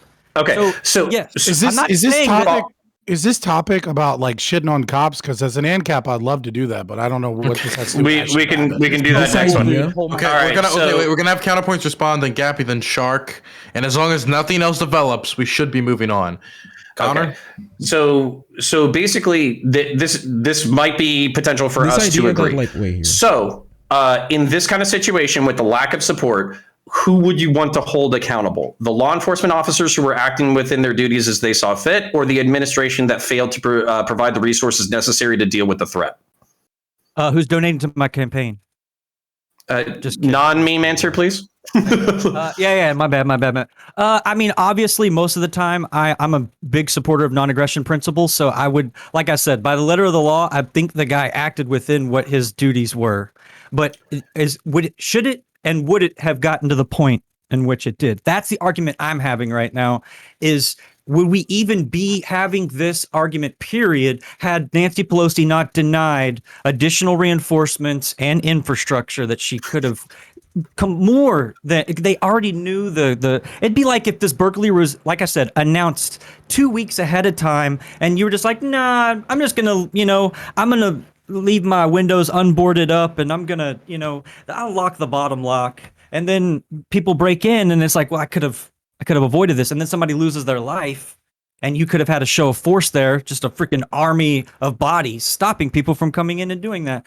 There's a bigger argument here rather than just like how we feel about Ashli Babbitt. This is what we're uncovering right now, is that there were things that our state could have done to prevent this completely, and that is not on Trump. It's as though the other side knew the guy was gaslighting a crowd of people to come to the Capitol. They knew that they could set up a situation. They already had your Q shot. They already knew what was going on in the Q shaman, the Proud Boys, all that stuff. Of the demonstrations from Proud Boys the nights before, the leader of the Proud Boys being banned the night before. There were so many things that were set up meticulously that are just red flags, really, really big red flags that make me think. Like, because y'all keep asking, like, what's up with this conspiracy thing? It's like it's just the optics of just not trusting everything that you're told and doing research. It's okay to be proven wrong. Even in my instance, it's okay at times to be proven wrong, but it's always great to have critical thinking and be able to go in and dive and think past, oh, this person wasn't my side's mascot, or the other side did this, so I'm going to what about it? I'm just saying, by the letter of the law, the police they were within their means. But, I knew when you set up with the whole thing about I'm a person of logic. I knew you were going to come out with some crazy conspiracy bullshit. I fucking knew it, bro. Oh, you like my misdirection, man? Come on. Yeah. Gappy. Jesus. Okay, just to be clear, Nancy Pelosi is not in charge of the Capitol Police, and it's good that she isn't because she's like not trained in that type of thing. Pretty sure it's part of the Capitol Police Board, which is more than just Nancy Pelosi. And even though we're talking about, they should have had additional reinforcements, they should have had more support for these people, which is but true. She could have personally requested. She's the Speaker of the House. Considering how severe the situation was. Sorry, I couldn't hear you over me talking. Stole that one from Shark. Even though we should have had additional reinforcements, even though they could have handled the entire situation better and had more staff and more resources available to them, it doesn't change the fact that Ashli Babbitt clearly overextended, that the police officer was clearly in the right, and more importantly, that this riot, and unfortunately Ashli Babbitt's death, and apparently according to Fabian, the tons of other martyrs that are probably going to come up in the future, all of those deaths, both now, in the past, and in the future, wouldn't have happened if it weren't for that Trump rally saying we're going to go to the Capitol, the vitriol and the demonization of Congress and everyone who was fine with the election results, and this constant conspiracy theory of voter fraud, which is still going on today, and unfortunately is likely going to be going on into the fucking midterms because of all this crazy shit. I'm sorry, but even though you're right in the sense that we probably should have had additional reinforcements there and we could have done more to support the officers in that situation, that doesn't change the fact that what Ashli Babbitt did was absolutely detestable. And that all of the fucking rhetoric that has occurred that caused Ashli Babbitt to do that is far more detestable and far more despicable than anything that happened on January 6th. Because that was the causing factor. Was that a closing statement? I'll throw it over to Shark, and then we should be done unless anybody responds. Shark? Sure. There are a couple of things that I wanted to respond to. Connor, you brought up like earlier that this is like one of the only times the left sides with the police. Gabby's right. Like with the Michaela Bryant thing, where she was like swinging the knife at that lady. There were some people who were like, "Oh, this is just like another George Floyd situation," but most people were like, "Yeah, this is probably a justified use of deadly force." A lot of people understood that. I would just like to say, listen, not everybody's just like crazy, blind, I hate cops, period. You know, I mean, some people really don't like cops, but it'd be that way. We kept bringing up that like these people were held in solitary confinement and without like being charged or anything. I don't know where you find that. I don't know where it is. Everybody that I hear that's been held in solitary confinement was deemed to be either a flight risk or like a violent, and all of those people were charged, and typically with assault, and some even assaulting police officers. I don't know where you get this from. There was a guy who was kept for 6 months. He's been charged with assault.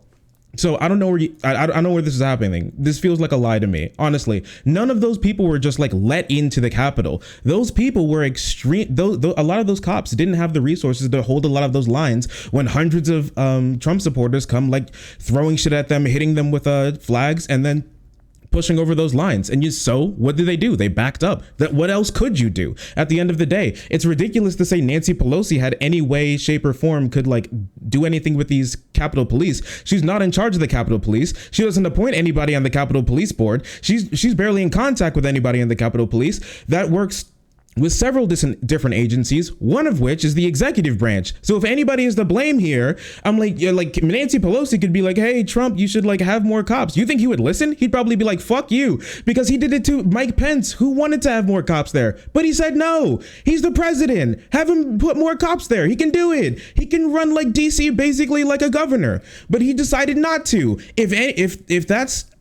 If you're saying that like, oh, there's a lack of people there that led to a lot of this happening, then sorry, your guy did it. Trump did it. I'm sorry. Like, that's just like what happens. This seems just like a massive cope attempt to make like Ashli Babbitt seem like this massive martyr, when at the end of the day, this meme is very real. She was charging into a chamber full of Congress people after going through barrier after barrier and hopping through broken window after a kick down door.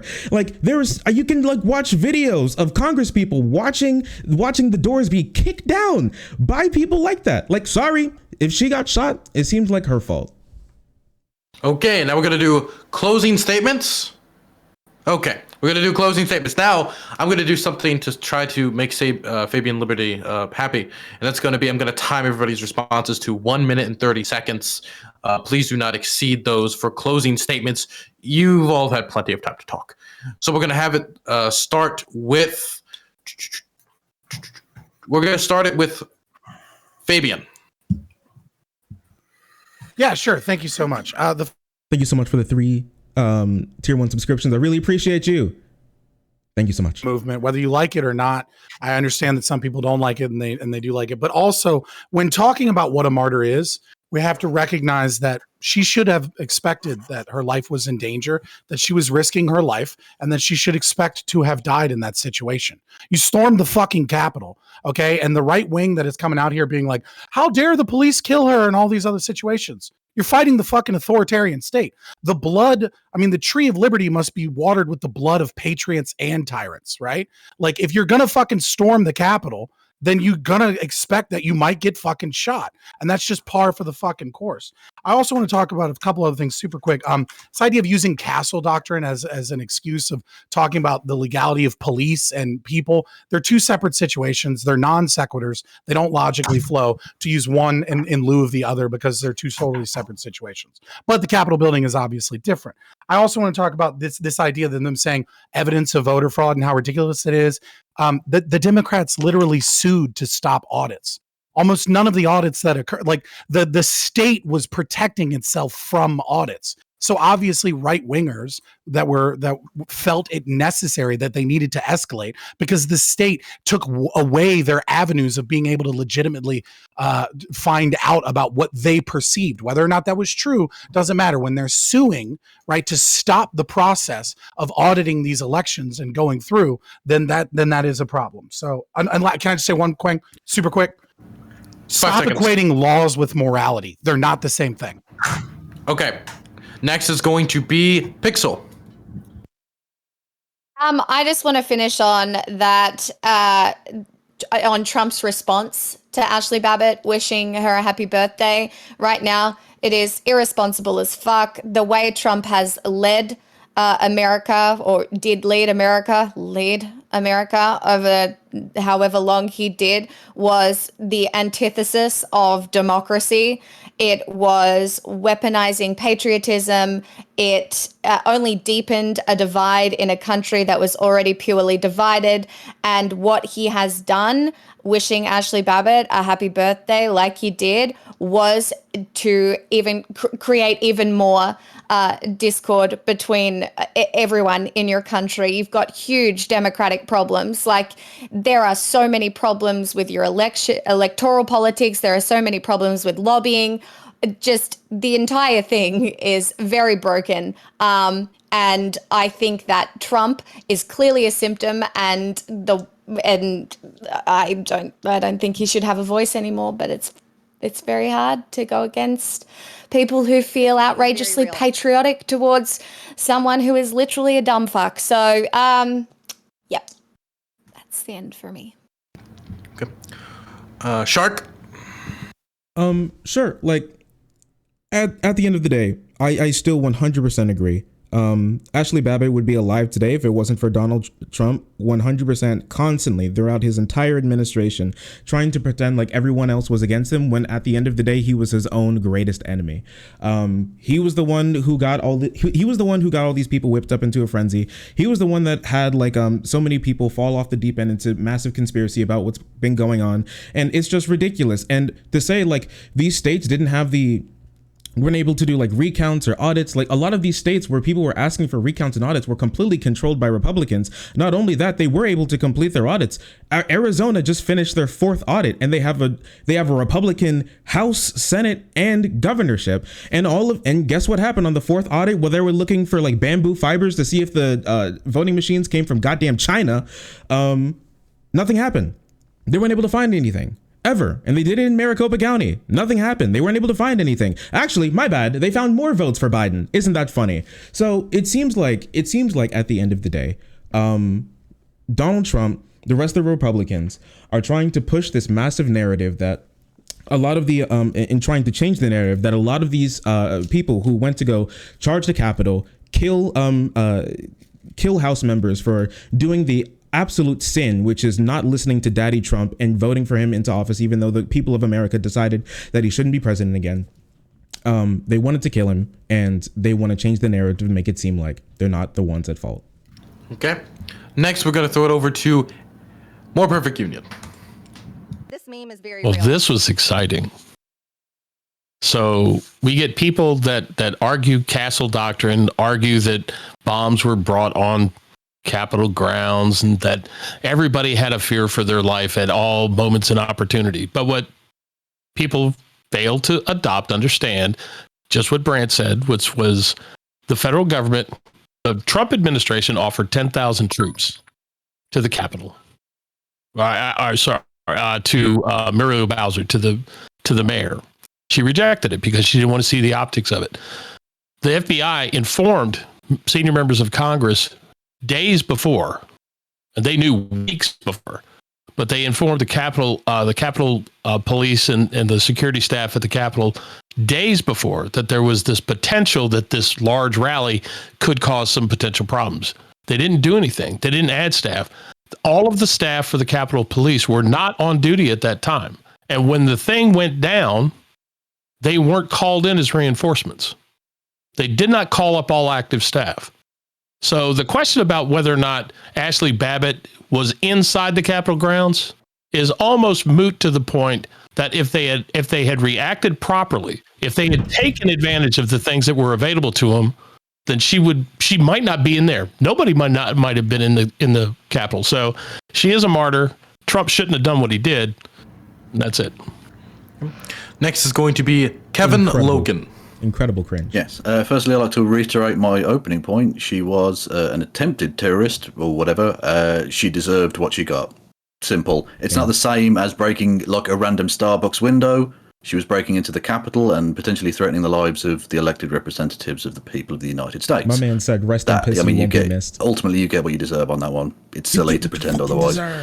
Secondly, I think it's very interesting to note how certain of the more partisan right-wing individuals here have sunk to the level of conspiracy theory dipshittery. Whether it be, wow, there are tens of thousands of votes that were wrong, and therefore. I also think it's an incredible amount of cope to go from, listen, they were just pushing through. They could have, anybody could have just like moonwalked into the Capitol and thought nothing was going wrong, to it was actually Nancy Pelosi's fault for not adding more cops so they could shoot more Trump supporters. Okay, buddy. All right. From the discussion, otherwise, eventually they'll bring down the Republic. Next is going to be Gappy 5. Good one. I get this might get a bit bat-chesty, but I mean, when my parents immigrated to this country, one of the big things that we learned as Americans, even though we moved directly after 9/11, is that regardless of your background, we have trust in certain things and we believe in American ideologies and principles. One of those things being the democratic values of this country. And I'm sorry, this riot is antithetical to the very idea of what it means to be an American. So even though we can talk about things like Chaz, we can talk about BLM protests, there was only one riot that had people ready to kidnap members of the Capitol. Only one had people ready to kill members of the Capitol. Only one was fueled by false narratives of voter fraud, eroding our democracy. Only one was grounded upon pure conspiracy. There was only one that was under the guise that the only way we could win back the White House is through direct action on the ground. Only one had threatened everything to do with our entire government through physical force. I'm sorry, but it's a shame to see so many people on this panel defending this and also calling themselves an American at the same time. I'm sorry for all the Trumpers who believe that there was voter fraud. You are not dealing with the Shah dynasty in Iran. You are not dealing with the fucking BJP and Modi. You are dealing with the fact that unfortunately your electoral candidate did not win. And at a certain point, you have to fucking move on. Like all the fucking leftists and all the fucking Democrats and everyone who voted for Hillary Clinton had to move on, and they moved on just days afterwards. And you can continue to fight 22. You can continue to try and win in the midterms. You can fight in so many other ways without threatening every single congressperson and the very definition of our American government. It's absolutely despicable, and none of you guys should even call yourselves a fucking American. Is very real. Holy shit, fucking eat Connor, their ass. to wrap it up. Eat their ass, Gappy. Man, so just Googling some of the things. Wait, Brant, have you gone yet? No, I have not, but I'll go Okay, after him. sorry. That's fine. Brant, then Connor. Sorry. You want me to go first? Yeah, you can go first. Okay. Well, I mean, what is there to be said that hasn't already been said, basically, between all of our accumulated minds here? My subjective opinion, like I said, is before January 6th, Ashli Babbitt was a patriot and a wife, a daughter.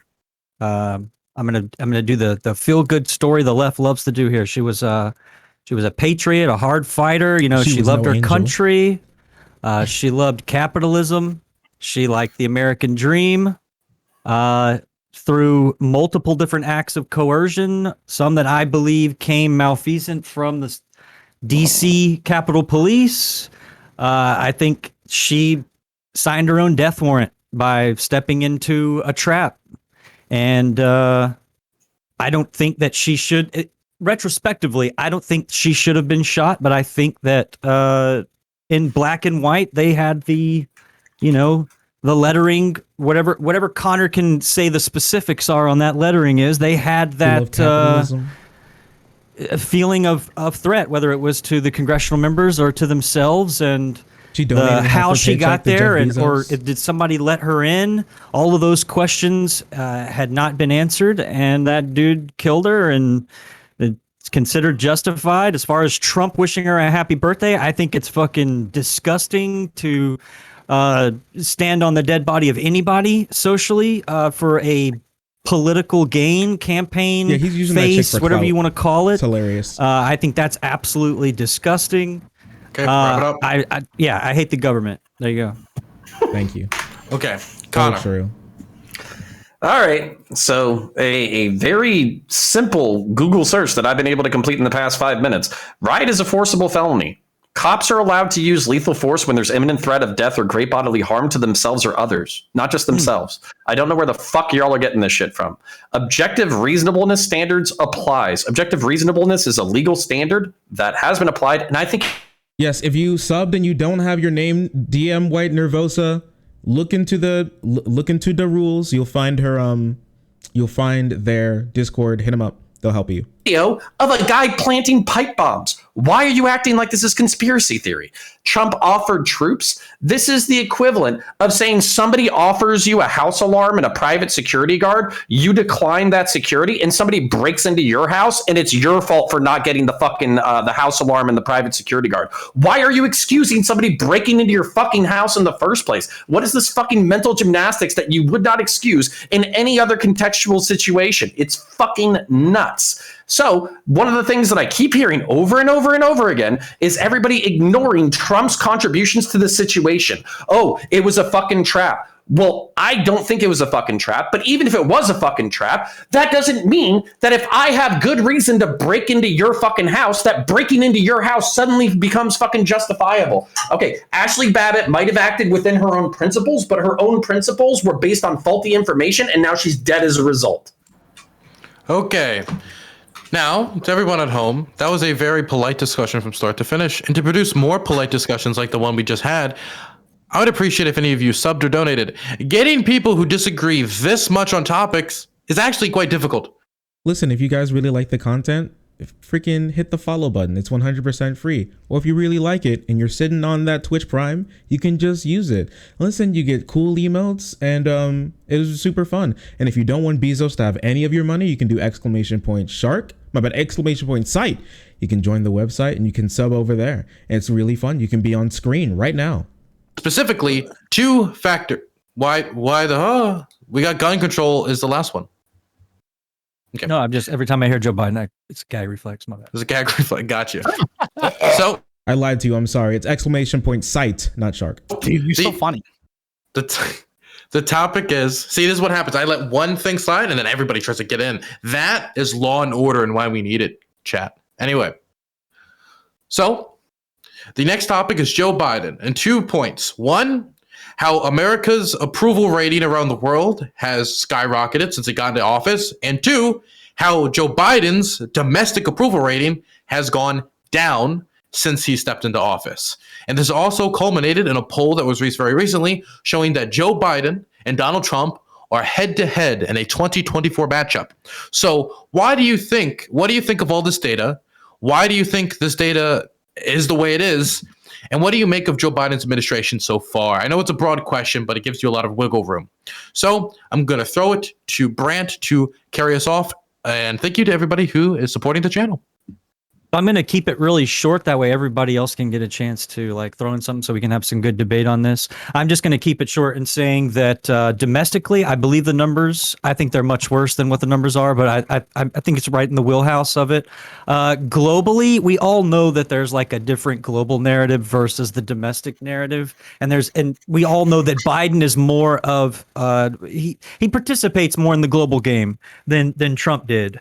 And the fact that he doesn't play ball, or he does play ball with the EU, Paris Climate Accord, all of that shit. I think it's all shit. It's just a means to get our tax dollars. But all that being said, I believe what the fuck does he think the Paris Climate Accord is? Globally, that people really like Joe Biden. I think that his cronies do, his elites, all of his buddies over there, when he goes to the summits and all of that shit, he definitely it's probably a fun time. He can forget somebody's name, which is possibly one of the most disrespectful things to do.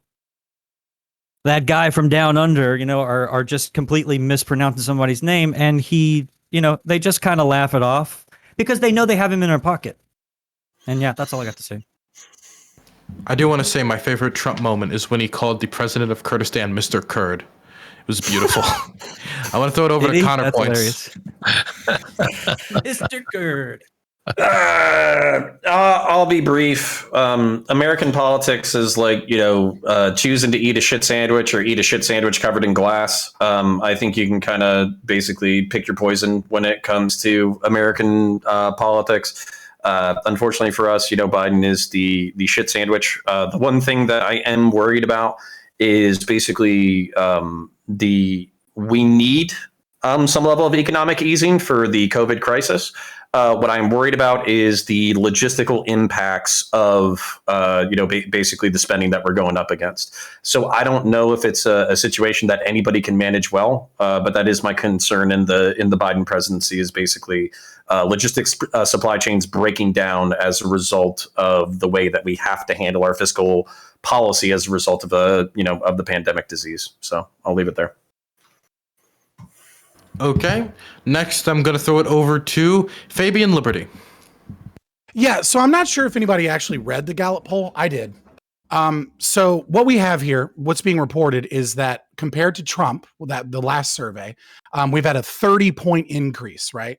And so people are saying, look how much people love Biden more than Trump, abroad, and then we have low numbers, domestically, right?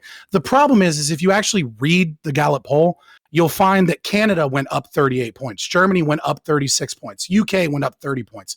Italy went up 22 points. France went up 18 points, 11 points in Japan. And of the countries surveyed, only 10 of them actually went down. And the countries that went up even higher than America include Portugal, Netherlands, Norway, Sweden, Canada, Germany, Iceland, Austria, Finland, Denmark, right? So really, this is a non-story. What happened is, when Trump was surveyed, it was the height of the pandemic and people were terrified and they thought their leaders were doing a terrible job. And now that they're being surveyed after the vaccines have been rolled out, after some of the lockdown restrictions have eased and things like that, people's opinions are kind of fickle. Now, I will get into kind of the idea that obviously a neoliberal that's LARPing as a progressive Joe Biden, right, is going to be favored by the media more than a asshole that tweets shitty things at 4:00 in the morning on his phone and is a right-wing populist, right? So obviously the rest of the world, especially the European areas, are getting, they're getting much more positive feedback, and those living domestically can see the supply chain issues. Also, this poll was done before the Afghanistan pullout, before the supply chain issues. So there's a lot of reasons why these numbers might not necessarily represent how people actually feel about Joe Biden right now. But if you actually read the polls, like the Gallup poll, you find that it's manufactured bullshit by the media lying to its left-wing viewers about what's actually going on, which is just a change in the pandemic, and people are a little bit more confident in their governments in general across the world because things have chilled out a little bit. Okay. Next is going to be Gappy. I know we're not supposed to respond, but to call Joe Biden not a progressive or LARPing as a progressive is pretty crazy. He's one of the most progressive presidents we've had in a long time, with shit like canceling the Keystone Pipeline, trying to get free community college in, the capital gains tax plan, the infrastructure bill. We could go on and on. But in regards to what he doesn't want his kids living in a racial jungle. Fabian, not that predictable. Good one. You're so funny, dude. Oh my god. According to the, sorry, I'm just laughing. It's just so good. You're It was really good. funny. The approval rating, if in terms of Joe Biden, I think a big part of it is because unfortunately Joe Biden is not a flashy president as we had for the past 4 years where shit was going on every fucking day. I think we tend to forget how bad Trump was. And I mean, I don't want to, we can't go through the whole panel of every single thing Trump has done and try to litigate everything, but we can just throw in things like, the Muslim ban, the government shutdown, banning transgender people in the military, pardoning people like Joe Arpaio, making money using his hotels to house federal staff, calling protesters in Charlottesville very fine people. We can go on and on, right? And unfortunately, Joe Biden has just not done as much flashy shit that gets as much attention. And I think this is, on one hand, proof of how, like, the bar for being a engaged political voter in America is very low, for better or for worse. It's good that everyone can vote, but it also means a lot of people are voting just based off of what they heard or what they remember over the past few months or weeks. But it also goes to show that Joe Biden probably isn't doing as bad of a job as people are thinking. It's just that we tend to forget how bad Trump was relatively to how Joe Biden was. Kevin Logan? Yeah, it doesn't surprise me that Justy, thank you so much for the tier 1. Please, sir, I'm a garbage human being. I love you, whether or not you're garbage, okay? would have increased for America's favorability around the world, just because, I mean, they could have elected fucking Beelzebub, and people would have been like, well, it's not Trump, so like the rest of the world sort of breathed a sigh of relief. That's not that surprising. In terms of the internal polling and stuff, the fact that they're level pegging is not massively surprising either, given that Trump gives his base what they want, which is largely like racist bullshit and annoying people they don't like. That's their entire political philosophy. Honestly. And he gives them that, so they would stick with him. These numbers aren't really going to go down in that respect. Whereas Joe Biden, and not just Joe Biden, but the Democrats seem intent on fucking everything up for themselves and for the country by throwing away the political goodwill they had with the election results in Georgia. They got, albeit a very slim majority in both houses, and have done very little with it, it seems, because of dickheads, frankly, like Joe Manchin and Kristen Sinema and these sorts of people, to the point where they're trying to reach across the aisle, those people, with the Republicans who will never vote for their shit. And so they're not going to get the changes they want that would actually infuse their voters to go out and vote for them in 2022 and 2024. So they're not giving their base or the American people what they really want, which is an alternative. And so they're setting up the groundwork, the swamp, that allowed Trump to rise the first time to potentially rise the second time. Or someone even worse than him, maybe. Someone actually hardworking. Who knows? Next, we're going to throw it to Pixel, then Shark, then MPU. Once again, I drink too many liquids. Bathroom. Firstly, I just want to say that, like, Dealing with the if we're baby considering Biden progressive, like, the bar is on the floor. I don't know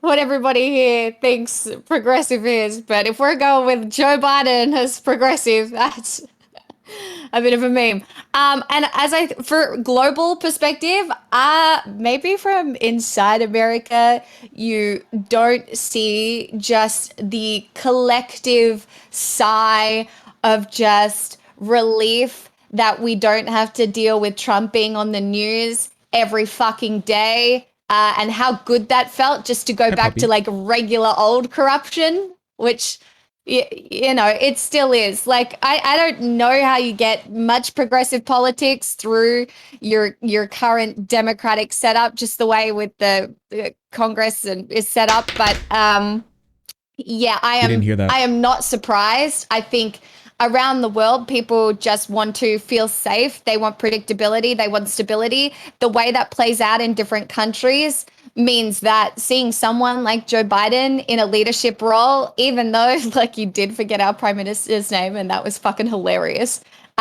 that's easier to laugh at than Trump literally being a off-the-rails firecracker 5 times a week. So, yeah, within America, I think that there's still a lot of people that are very angry about the election results, the pandemic, vaccines. Like, there's so much going on and so many reasons for them to dislike Biden, I guess, that is still fueled by Fox News and other right-wing alternative media. So it doesn't surprise me that Joe Biden's rating has gone down. Like that, plus the progressives not being happy enough with what he's put through because it's not progressive enough because you can't get progressive legislation through your Congress. But yeah, anyway, that's my take.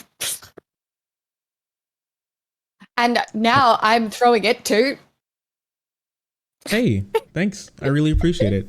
So, man, well, I don't think Biden was necessarily that liked to begin with. A lot of the people, if you ask them why they pick Biden at the end of the day, especially like over Bernie and other choices, it wasn't necessarily because they thought he had like the best policy, because pulled on that Bernie did. It wasn't necessarily that they think he's like, you know, the coolest or the brightest. It was because he was electable. Remember, like the biggest thing to people when they were voting last time in 2020 wasn't necessarily policy or anything else.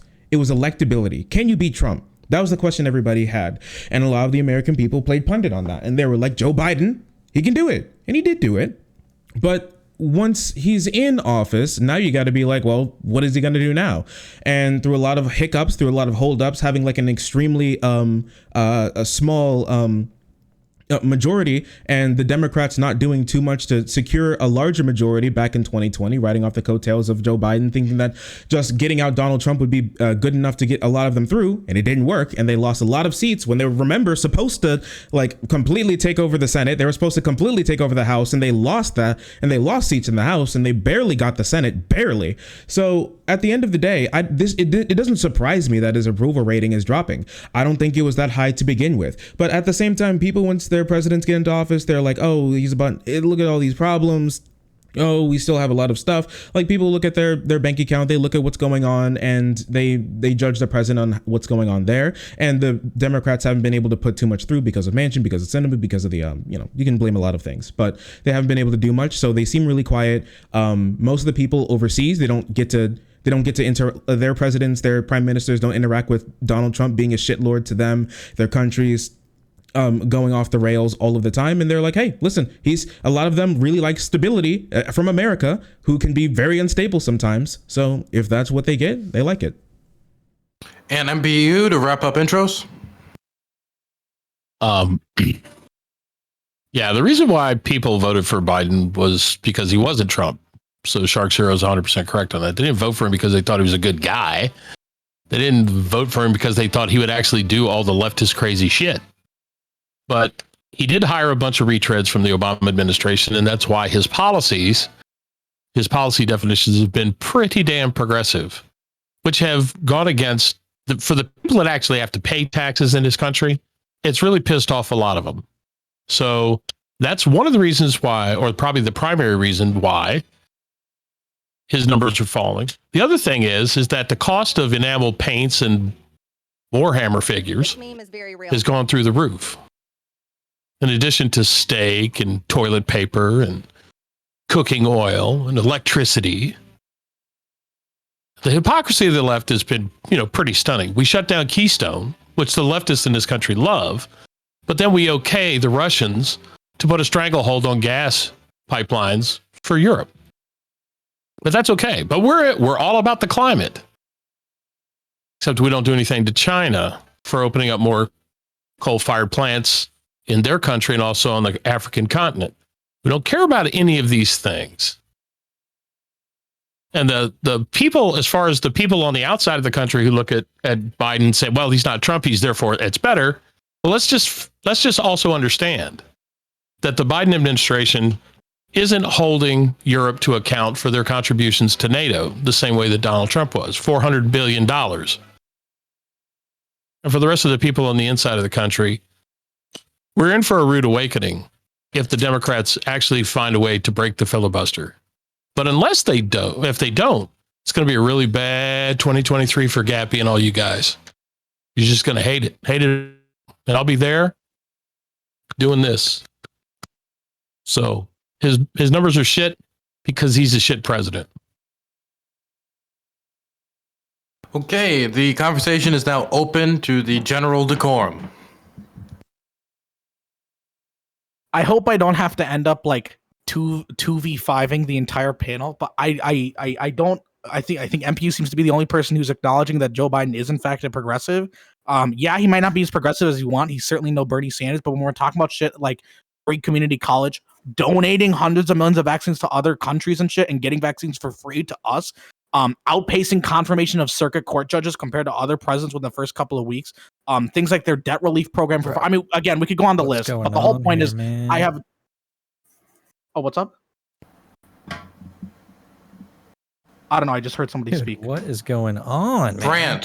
Brant, we can hear you. There we go. Okay, I was server muted. You're good. To say that Joe Biden's not a progressive is absolutely just far from the truth, right? Now we can talk about whether or not Joe Biden is as progressive as we like her, for example, right? But to say he's not progressive, or to say he's not, pretty. I don't want to say far left, but pretty progressive relative to other Democratic presidents in the past is pretty absurd to say. Yeah, but what is that relevant to the question? No, I'm just clarifying because it seems like there's people on both sides here suddenly saying that Biden is just not a progressive. Yeah, but what strong action? Pass for no value. Strong action has he taken on Malarkey? I don't see any anti-Malarkey action from Biden whatsoever. He dropped that. Can I just prove he's not a progressive real quick? Sure, go for it. With just the most right-wing neoliberal takes, like how about the fact that Janet Yellen and the global tax rate of 15%, making sure that third world countries have to pay 60% of the new taxes to try and downshift their try and downgrade their ability to engage in the economy. I mean, that's pretty fucking neoliberal capitalism. How about the fact that the ACC Picatinny? How about the fact that the ACC Picatinny is spending $350 million to arm Hayat Tahrir al-Sham and al-Julani in the Middle East to make sure that these wars continue going on? How about the fact when he pulled out of Afghanistan, he talked about how we needed to be involved in Somalia, how we needed to be involved in Syria, how we need to be involved in all these global conflicts. He's not a fucking progressive just because he throws the progressives a few fucking bones to get some votes. He's a fucking neoliberal if there ever was one. He's a war hawk, and he believes in making sure that the corporate elite fuck over third world countries. Just because he occasionally says some social shit that you like that never actually gets passed doesn't make him a progressive. Just means that you're being manipulated by the fucking media into thinking he's a progressive. So I'd take that more seriously. I forgot that you literally have to be progressive on every. Let's not break that down, but let's assume every single thing that you said is completely 100% true and shit. I kind of forgot that apparently to be a progressive, you literally have to do every single thing in the perfect, most maximized. No, you just don't have to be pro bombing brown kids, and you just have to not support a giant capitalist fucking corporate system that fucks over third world countries. Hold up, he's not a progressive. Okay, hold on. So can you please, because you fucking invoked like the oath breaking thing like 7 goddamn times and it was like never addressed. So what did you do? Where did you serve? Did you deploy? What MOS were you where you think the United States military just indiscriminately bombs brown kids for shits and giggles? Okay, well, I was a 68 whiskey. I did my 4 years for college. I didn't. What is that for those of us who weren't in whatever branch you were in? Specialist or combat medic. Either one. Okay, is that Navy? Is that Army? It's Army. Like, why is this an important topic? Like, did you deploy? I just told you that I didn't counter. Is that your point? Is to get some because if you because you were a cop? No, it's because breaker. Okay, what about it? You say that again. I don't know what part of my oath I fucking broke. But anyways, no, the fucking violated people's Second Amendment, Fourth Amendment, Fifth Amendment, Eighth Amendment constitutional rights by being a police officer. At least so I'm just saying you don't by having that. I didn't. I absolutely didn't. So what the fuck are you talking? We can have a discussion another time about it, unless you want to continue derailing. How many cheap points for clout? Okay, no, I'm not trying to get cheap points for clout. I'm trying to. You literally just said that Joe Biden just bombs brown kids for shits and giggles. I'm trying to ask you. No, since you're a straw man. I said you don't have to be for bombing brown kids. Cops and ACABs clubbing each other. Yeehaw, brother. How you brought in the nuance he's still supporting the Yemeni blockade. Okay, all right. So hold on. Let me. Shitting. My bad. ANCAP. Cops and ANCAPs clubbing each other for out of nowhere. Perspective not working for me. I don't know so you were saying that the 15% global. Okay, you were saying the 15% global tax rate is disproportionately going to fuck over other countries. My understanding of the 15% global tax rate is that many many neoliberal corporate shills are using countries around the world as tax havens, for instance, Ireland, in order to put all of their global corporate headquarters in countries that don't have an income tax rate so they can avoid contributing to the countries that they're a part of. I can explain to you real quick. I would love to listen. No, it's based off of sales, right? It's based off of production and sales, right? So it's not like, let's say if you look at a Fortune 500 company like what's a good example? James River Insurance Company, right? Their holding office you can't buy stock in James River Insurance Company, one of the largest private insurance companies, right? But you can buy stock in James River Holding Insurance Company, which is based in Jamaica, right? They do that to avoid taxes. The 15% global tax rate is based off of production. It's kind of like a value-added tax, right? But the difference is that they base it off of sales. And what this does is that means 60% of all of those new taxes actually go to G7 countries because we're large consumers. So it's a tax rate that's being imposed in the third world, right? But the tax money is going to the countries where the products are being consumed. Okay, and is this not an attempt at like some level of okay? I'm asking a question. So is this not supported by economically developed nations with the express purpose of balancing out like the global economics? So we're not outsourcing. Hold on. So we're not. I'm almost done with the question. So we're not outsourcing jobs to countries that basically have like dog shit regulation, dog shit safety standards, basically the equivalent of slavery in their own countries. No, they the majority of third world countries did not want it. A lot of them got bullied into it because they were threatened that they wouldn't be able to get IMF loans, right? And so they felt that it would be more worse that they wouldn't be able to get American dollars in loans in order to boost manufacturing in their country. And despite it, Nigeria, Kenya, and a couple other third world countries just said, "I don't give a fuck about the fact that we're not going to get IMF loans. We're not doing this because it's going to destroy our economy." Okay. Thus, there's the Illuminati. We're supposed to be talking about Biden's approval rating right now, just so you remember. It's going to be MPO to pay for its NATO contributions.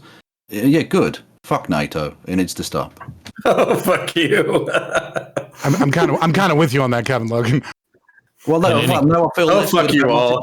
Well, let's just keep the subject at hand, right? The other part of the global 15% minimum tax is to prevent inversion, right? Because when the tax rates in the United States, capital gains went up, you saw a lot of companies doing inversions, like literally Burger King became a fucking Irish company. Okay, Apple became an Irish company. So the idea is that if you get everybody, all the industrialized powers to do that, then no big giant industrial megacorp is going to invert to another country. It's a mechanism. It's a mechanism to punish corporate tax, or to keep as much of the mega corporations' taxes in their current home countries as it is anything else. Yeah, why is that not good? Progressive. I'm not saying it's good or bad. Burger King's an Irish company. Yeah, they inverted to Ireland like 10 years ago, 15 years ago. Okay, but look, side point. Hang on a second. But to Fabian's point also, right? The small third world countries are going to be the ones that are going to get jacked the fuck over. A lot. They're going to feel the pain a lot worse, but it is a protection mechanism to keep capital gains taxes in the industrialized countries themselves. Okay, so this is where I'm having difficulty with like the terms, because like progressive for me, oftentimes to me, I have social justice warriors, leftists, communists, all that kind of stuff. Like in my head, when you say progressive, that I know that's a straw man, but at the same time, oftentimes these people tend to be economically protectionist. So they tend to want to keep money in their host countries so they can be used for the public good. And they view international corporations skirting tax law in order to basically keep all of their holdings someplace else through a shell game in order to make sure that they aren't able to fund social programs as part of the problem. So the reason why I'm bringing... that's not how this tax system works. Okay, well, hey, I mean, how it's being sold and how it's actually practically applied is interesting, but this is where I find myself sympathetic to Gappy, because basically I understand, like, you know, Pixel really wanted Bernie Sanders and thinks he's like the most base person ever, and wanted like AOC to be like vice president so she could see what her like feet look like in high heels and shit. Like, I understand that. Put words in my mouth. That's Ben Shapiro. But pending that, Biden is one of the largest redistributive economic forces in the Western world, probably in the past 80 years.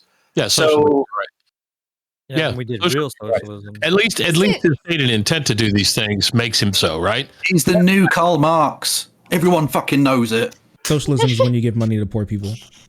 Karl Marx was at least Like our centre-right government gave wrong, money to but poor smart. people Socialism is during when you give the money to poor pandemic. people out of the Like our pockets literal of rich people. centre-right government gave money to Yeah, people but during as the someone who pandemic. also voted for Bernie, well, who wanted Bernie to win, and Or I voted also- for Bernie, to say that Biden's not, and I know we're getting kind of distracted from the original point, so we should probably move Yeah. back to the idea of like Can I- why Joe Biden's approval rating is I still just think Can I that ask the a question? Americans...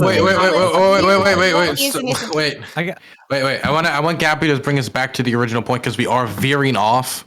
Gappy. Yeah, I Took don't know a hard who the left. fuck brought up this idea that Joe Biden is 100% a progressive. I don't know who would distract it this way.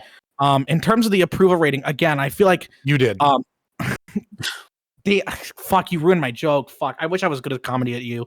I think, again, people really forget how bad Trump was, and unfortunately, we don't have like a constant every single day media scenario where we're hearing about all these crazy things that Joe Biden is doing, like we did with Trump. I guess it was kind of a strategy, I guess, with Trump. All these crazy things he did, by the next couple of days, we would forget about, and there would be a new like soup du jour as to what crazy thing is Trump doing today, right?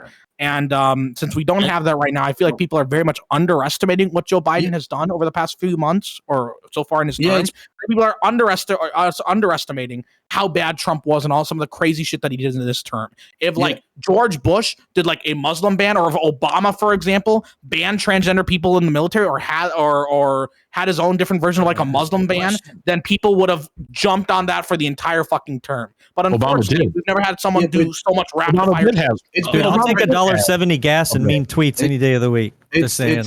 It's refreshing to not have Trump like going fucking crazy every day. Just have a guy just doing the job. Like it's a pretty low bar, don't you think? Trump is a low bar. Trump is dog shit. Yes. If your belief and support of Joe Biden is that he's not Donald Trump, and you're okay with massive inflation and people losing jobs, right? And energy prices going through the roof, and we can't get fucking container ships unloaded, right? We can't get container ships unloaded because we can't get people to fucking work because they've been given government benefits forever. Yeah, that's okay. That's definitely. You're talking about hyperinflation, like 3% inflation per year is actually kind of good for people. But like, yeah, but it's gone up by like 50-70% in some industries as to why people aren't going to work, and I think like 35% of it can be tied back to unemployment benefits. There's so many other reasons why the majority of people aren't going back to work. Do you think that if we had laziness, we had that? Wait. Okay. I'm stopping. Okay, I'm happy that nobody heard anything for like the past minute, and like we all wasted time. That's great. Everybody enjoys that. But what I would like to hear is somebody actually finish a point. So Gappy, you were expounding upon something. I want you to finish, and then people can respond after, like Connor and MPU, who are both written down. So I'm pretty sure the unemployment rate right now is like within a pretty normal range. And there's been analysis. I think JP Morgan did like an analysis themselves. Some of their analysts looked into why people are being unemployed. And I think they estimated like, I think 25 or 35% of people who are refusing to go back into the labor force is because of unemployment benefits. And there's a wide variety of reasons otherwise as to why people aren't going in. I think some places have even like cut back benefits and shit, and their unemployment rate is still staying relatively the same. Like applications will spike for like a second or two, for like a day or two, and then it's totally back to like normal application rates. I don't understand why we're now just suddenly saying, oh, well, all of this unemployment rate, all these issues are suddenly now Joe Biden's fault. Even though, yeah, he is the president and shit, right? There's so many other factors at play. Whereas, for example, a Muslim ban is a result of one executive order that can be tied back to one individual. Barack Obama. Okay, so just saying Barack Obama wins an argument, definitely. Yeah. No, solid argument, bro. Continued the ban that Obama had in place. Okay, I think I'll go after Counter. I'm sorry. Thanks, buddy. So basically, my problem is that a lot of the United States of America is not a speedboat; it's an oil tanker. And a lot of the problems that we have take time in order to manifest themselves. So I do understand that printing shitloads of money and pumping it into the economy and all that kind of stuff can have negative effects. But also some of these supply chain, the broken supply chains are as of the result of COVID. Some of this is preventable and some of this isn't. And some of this is a cost-benefit analysis for how many people you want to kill. when we were talking about like the meat industry, for instance, there was like a temporary panic about a year ago in the meat industry because so many people had gotten sick and so many people had been fired and quit. And also because Trump had locked down the border, a lot of agricultural workers are temporary workers from Central and South America. Like when you couple that with inflationary pressure from money, that's the problem, is decreased productivity due to external factors coupled with money supply. It's not just money supply that fucks over the economy. And that's where I think it's incredibly unnuanced to be like, oh, well, the president exists, therefore bad thing happened, therefore president's responsibility. This is something dumb that happens like every fucking 4 years where somebody like swears in on the fucking Bible and every fucking shitty thing that happened in the country is now their fucking fault. So can we? Yeah, it's why they should make them swearing on the Quran and just turn into a Muslim state. Definitely. I'm basically ready at this point because I have no faith in this fucking country. Okay. Next is gonna be, I think MPU Fabian. I'll write your name down. Okay. Yeah. So, COVID might be an answer if you didn't get your supply ship or your container ships to our coast. We have 500,000 containers waiting to be offloaded. And Biden's response after months of looking into it, while these container ships were piling up, was that, well, we'll make the ports operate 24/7. Okay. Oh, which by the way are required, like Long Beach and most of these ports are required to have union labor, and they can't get these guys to work fucking 24 hours a day. They can't get them trained in long enough to do it. They can't bring in union truckers to bring the shit out. And you can't bring in non-union because the unions will fucking have a shit fit. So, okay. So the fact that these things, stop, let me finish. The fact that these things are going on isn't Donald Trump's fucking fault. Okay. The price of gas that is now $3.20 a gallon has nothing to fucking do with Donald Trump. It has everything to do with our stated approach to how we manage energy in this country. So quit saying that it's not Biden's fault. It's 100% Biden's fucking fault. Yep. Day one killed 10,000 pipeline jobs, shut down a more efficient way of logistically getting oil from for part A to part B. Now we have a strain more on 18-wheelers to get the same amount of energy, also consuming energy to get it done, not to mention 10,000 unemployed workers or people that have had to now transition into other careers. We've gone from fully independent. While Trump was our president, it was the first time we had been oil independent. You guys can correct me on the exact year. I know it had been more than about 3 or 4 decades since we had been anywhere near that. Is it the same group of shady cabal people who did this that also did the January 6th attacks? I need to know. If there's evidence of it, it'll come out. But no, are they of a certain religious grouping? I need to ask. It depends. Are there possible centralized banks? Yeah, exactly. Right. He wants me to be like go on some Illuminati stuff. I like it. I like being gassed. When you're already doing the Illuminati stuff, I just want you to say openly it's the Jews because that's kind of the vibe you get. George, I am Jewish. George Carlin, you don't need a conspiracy when like interests align, right? Okay. Well, Fabian, you are next. Okay, babe. Yeah. Cool. Yeah, no. So I just wanted to say the supply chain issue is something that is probably too complicated for anybody on this panel to actually feel like that what they're saying is really like that they know what they're talking about, right? Like there's EPA regulations, there's private ports, there's vaccine mandates, there's supply chain issues. There's the fact that if the, tankers don't want to go back and forth if they don't actually have enough goods to sell, right? So there can be domestic manufacturing can be a part of it. There could be unemployment. There could be the unions. There is a ton of things that factor into this. Now, when talking about Biden's poll numbers, it is unavoidable to know that when there are these issues, people are going to blame the president. That is just what is typical in our country, is that we tend to blame the president, even if it's the judicial, even if it's a union issue, even if it's a non-unionized issue because they're not strong enough unions, even if it's Congress, whatever it is, people tend to blame the president because that's the figurehead. The CEO,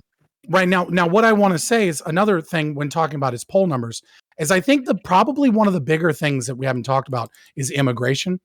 I think his immigration policy has pissed off literally everyone, right? Because the right wing liked Trump telling, people not to show up, right? He liked him saying, fuck you, we're going to deport you, right? And they passively allowed kids in cages and shit like that, right? Yeah, Obama, Biden pissed on my the dream Biden journal. administration has taken It's a his toll fault. of softly encouraging them during the election, not being strong enough about not encouraging them, but then enforcing right-wing, border protection policies, but then also bringing in 120,000 Afghanistan refugees.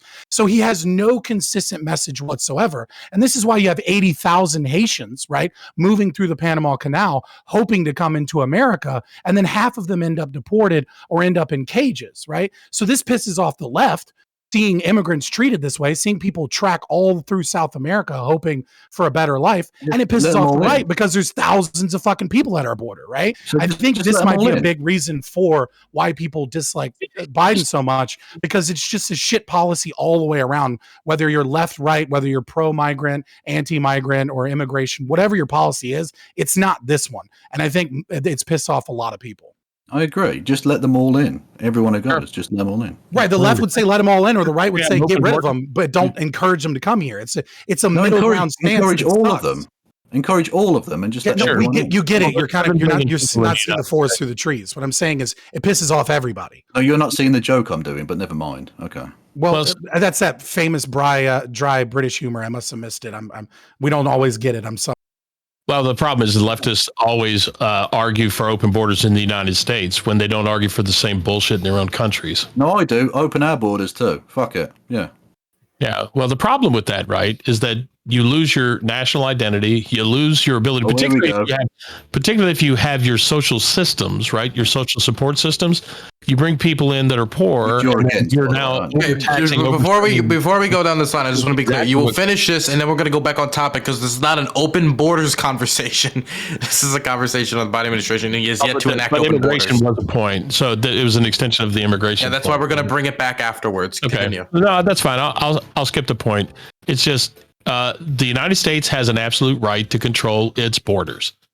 And anybody who argues that they don't, and that we should just be open borders, and that Biden is somehow being adversely rated by his party, by people in his party, because he's not open enough, is just, it's malfeasance of thought.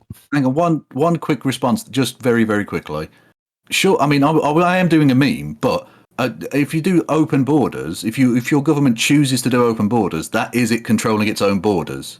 So just saying being open borders is against it's nonsense. That's an immigration policy. Yeah, but we have to do our immigration according to our laws, right? So presidents can't just go, fuck it, open borders. But that's what his approach has been, de facto open borders. Okay, but that's not really the point I was making, but okay. No, I get you, but and I get that you're memeing, so I'll take it for what it was. But the immigration stance is in fact one of the reasons why his domestic numbers are fucking horrible. So let them all in, yeah? Okay, well, Gappy, you raised your hand? You did? Yeah, but I was going to respond to the open borders thing, so I don't know. I'd love to hear people actually address how Trump is just like doing relatively better than Biden beyond just, oh, look at the gas prices, for example. Or just like dog shit. Really? Gas prices is a very pivotal argument. That is, everything in our economy is centered around the price of energy. Is it? That's transport. That's getting things from supply side economics. You know what? You learn that from day one. Okay, you're 100% right. Actually, I would say that. Yeah, energy is the most important thing about our economy, right? Which is why we should be investing in things like green energy and be trying to invest in those types of things. Which Ask Texas how that works in wintertime. Biden is trying to emphasize green energy, so we're not just dependent on gas. He's helping our economy, so we're not just dependent on one single price point, and that we have other avenues as an economy. But he's enacting protectionism. He's enacting protectionism. He's not organically letting that energy compete within the free market. He's shutting down innovation. Okay, you want to talk about green energy in Biden? Wait. Okay. You're yelling over each other. Okay, so I'm gonna write people down. MPU, your name's been written down. Connor, your name's been written down. I'm gonna have Gappy go. I'm gonna write Shark down, and then I'm gonna have Fabian. Fabian. Up twice, by the way. Okay, sorry. sorry. Invisible. Sorry, it's my mic has you for literally right behind it, so I'll write your name down. Okay. It's the misogyny. Yeah. Okay, and then Fabian. But Gappy, go.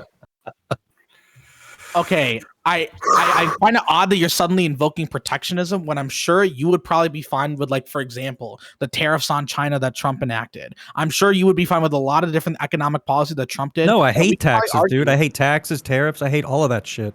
The only thing that should be agreed upon is your local county value-added tax. In my opinion, that's the degree of a minarchist that I am. But yeah, there's a lot of things in Trump's policy that I didn't like, dude. I'm not the super pro-Trumper that argument you're looking for. Well, in that case, I guess we just have a fundamental disagreement as to how we're gonna pay for everything without fucking taxes beyond local value-added taxes. But I think it's pretty fucking Ask crazy. Texas how they do it. Protectionism bad. Texas does not have literally zero taxes.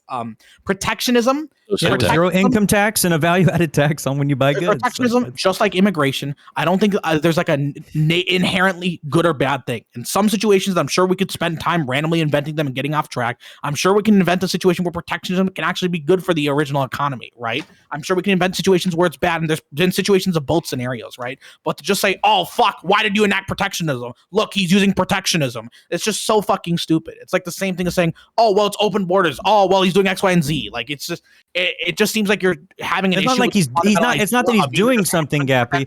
It's he is negligent in doing something, which is protecting our borders and providing an efficient logistical program.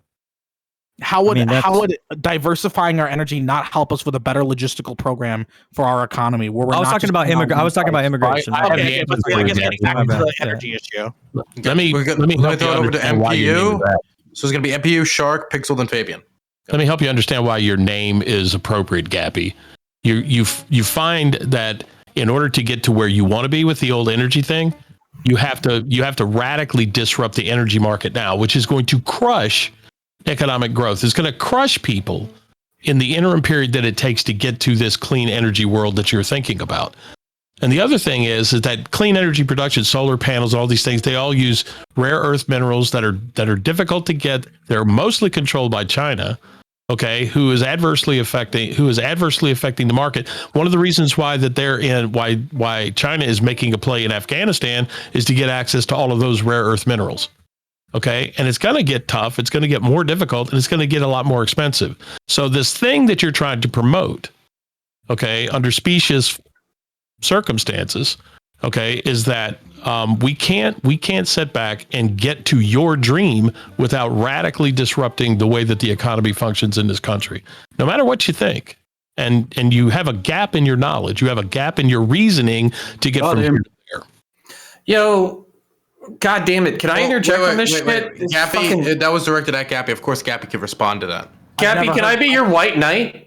I'll give like 5 seconds and then you can white knight me if you don't mind. Gap is a good one. I've never heard that before, but yeah, I guess you're right. Rare earth metals are a serious issue, which is why it's so fucking base that Joe Biden signed an executive order in February ordering a 100-day review of semiconductors and other key products in order to deal with our issues with current semiconductors and to deal with the issues of the shortage and our dependency on rare earth metals from other countries. Just goes to show how fucking base Joe Biden is. All right, Connor.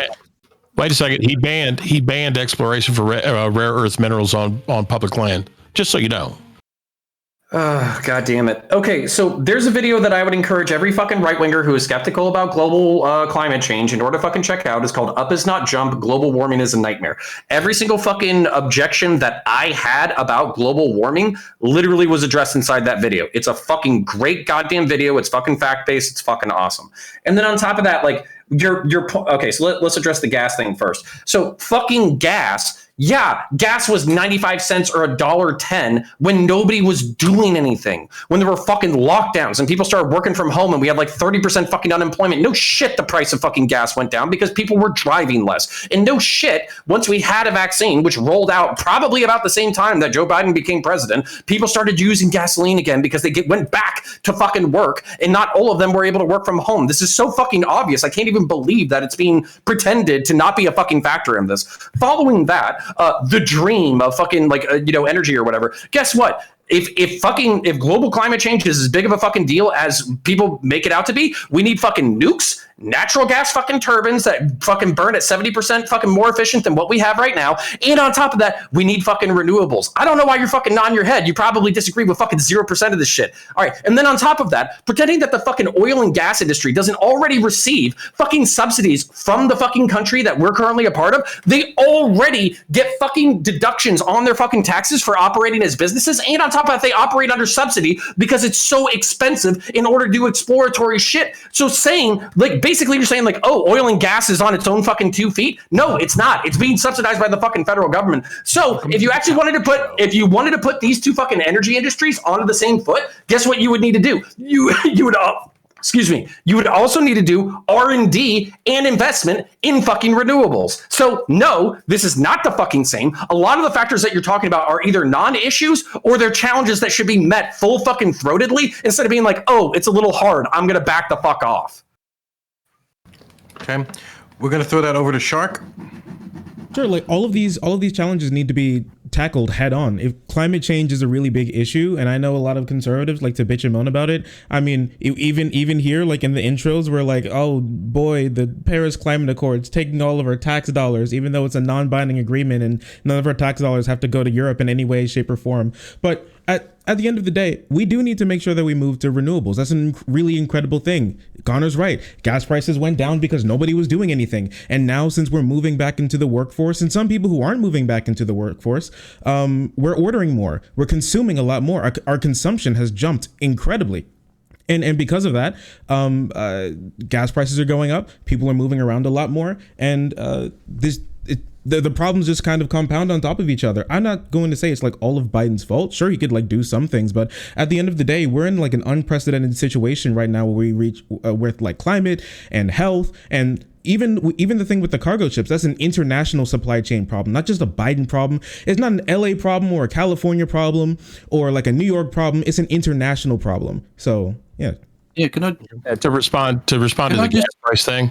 Well, look, I was just going to say, is Pixel ever going to be allowed to fucking speak? Yeah, Pixel is next. Oh, sorry. Okay. Let me. Okay. If I just 30 seconds quick from Pixel. 30 seconds. I will count on then Pixel. Gas prices in 2019 were two in the U.S. were $2.60 a gallon. It was 11 cents cheaper than they were in 2018. The prices rose a little bit to $2.60 a gallon in May. This was before the pandemic really kicked in for everybody in the U.S. They did decline through the rest of the year, and then they came back up there. Now they're 40% higher than they were in 2019 and 2018. Okay, so you can't blame that on Trump. Yeah, have we had a few emergencies happen since then? But we had a massive. No, I never. Pixel. It's so interesting. Yeah. What conservatives and a lot of conservatives on this panel seem to miss the fucking point of is when things change, you need to change the way you approach them. Global warming is real. It's a huge fucking problem. And like you can talk about gas prices all you want, but if you as a country don't change the way you're approaching this on like a global scale, we're all going to be fucked anyway, which to bring this back around on topic probably has something to do with why Biden is polling better globally, because at least the rest of us and people who might be underwater when the climate changes irreversibly are just like, oh, I mean, even if it's LARPing, at least this government believes in climate change and they're not just fucking expanding coal and gas. Good, sweet fucking coal. Like, it's so fucking stupid. Like, things change, then policy needs to change. Democracy is a work in progress. Democracy is not ever a finished project. And conservatives seem to think that the Constitution is the pinnacle of democracy, the pinnacle of like, yep, we fixed everything. No, things keep changing. Stuff needs to change along with it. That's why you need to progress in society to make things better for more people. Okay, cool. Okay, I'm done now. I'll write down Connor, but next is Fabian. Yeah, so I find this whole conversation that we like had this little tangent where the left is pretending Pixel's so based. Like there's one conservative on this panel. There's more perfect union, and then Bran is a paleo libertarian and I'm an ANCAP. Like I find that funny first. Paleo-libertarian, Second, okay. you guys are arguing against a phantom. Nobody came here. Not a single one of us came here to have a discussion about the reality of global warming. Third, Ron Klain is the White House chief of staff. Like, do you not understand that this is the guy that was involved in the Solyndra scandal and is a lobbyist for big oil? Like, the idea that you think that fucking Biden is a progressive on fucking climate change and isn't just giving you bullshit lip service while he fucks over the poor and the middle class. Excuse me, can you summarize the Solyndra scandal for us? I mean, we use taxpayer monies to try and prop up with $535 million. Sorry, 535 million, billion. I can't remember now. Actually, Million. It's Wait, million. I'm Yeah, sorry, it's million. is your take that Trump was better for climate change? Like, is No, that- fuck that. No, The scandal I'm not is a that we fucking subsidized R&D. I'm That's not the a fucking scandal. conservative. It was a waste of fucking money. Everyone knew that the company was falling and failing, and Ron Klain made sure that they got that fucking money to prop them up because they gave fucking money to Obama's election campaign because all these fuckers are doing backroom secret deals all the goddamn time. And if you pretend like these people Is this are going to not- champion your fucking climate change, Is this not an accusation that you could leverage against anybody? Shut the fuck up. You've talked more than anybody else on this fucking panel. And you not keep gonna saying bullshit your stupid way into shit. this Can I just address your Shut the point about fuck up. conservatives No. being on panels, right? Well, first, Go ahead. Like okay. counter derails enough with his authoritarianism. People just like a Dylan fucking who run- cop would.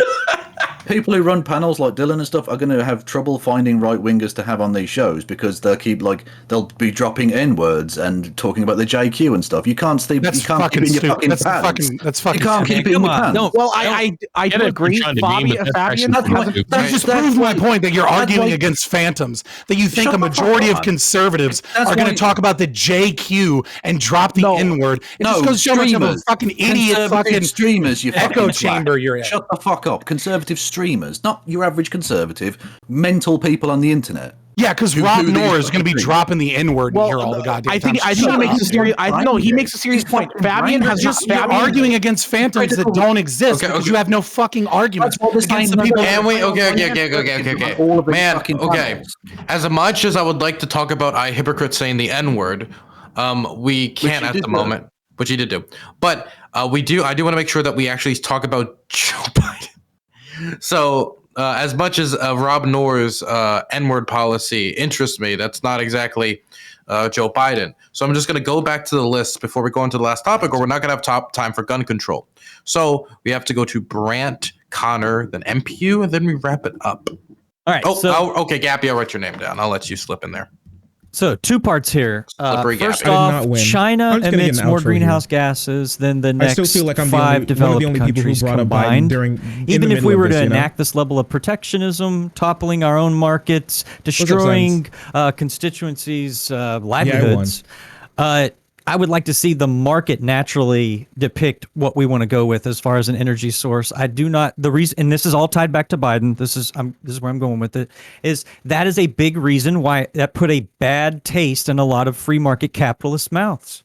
Regardless of whether you vote an R or a D, people do not like that level of protectionism, especially jobs where done research on it. We're producing twice as much, basically putting out half as much carbon emissions just with innovation and EPA guidelines, different things not like talking that. about the But topic is always the topic through on these time, panels. the private industry has innovated and made production of energy easier. And to see someone with a stroke of a pen get rid of it inorganically, like I said, that contributes to low polling numbers. That bleeds into everything. We do not have the solar farms ready. We do not have the even the infrastructure or the labor in place to set up an operation like that. It's something that we're not going to get done really long time as far as So much of this phasing is out soul fossil crushing. fuels. It is. It's so dumb. Do I think that if it wants to be introduced into the economy, it should be? If you want to get solar, do it. If you want to live off the grid, do it. There's people that already do that. And you know what? You can go to sleep every night knowing that you're not one of the assholes polluting and You'll fucking up also the atmosphere or whatever. But the even market, invoking okay? protectionism in our country would not make that big of a dent in greenhouse gases when other countries they refuse to come to the table. You think they're going to give up a competitive edge like that? They just won't. Who's buying those Chinese products, by the way? We are. We're the greatest. We're the greatest consumer on the planet. Yeah, so maybe you need to sort of deal with that to a degree before. Look, someone has to make those things if you're buying those things. Yeah, and you could look at our consumption as providing a necessity for jobs on the other end. Without us buying those people wouldn't have a I don't know readily available fidget spinners are necessarily like a work. Yeah, I mean, of course. I mean, but glass products, steel, we could go into a whole bunch of just a diatribe of that. But just in general, protectionism sucks. And if it's not a direct threat to an individual's life, liberty, or property, I don't think that it should be barred from the free market. Okay, we got to go Connor, MPU, and Gappy. We need to do this quick because we're running out of time. Connor. Very quick. MPU. Me? Yes. Okay. So greenhouse emissions United States were 1.9 or 1.7% less than 2018. They're 13% below 2005. This is from the EPA. You can look it up on their websites that you guys love to Google. Okay. This is when we had Donald Trump's all energy policy. Okay.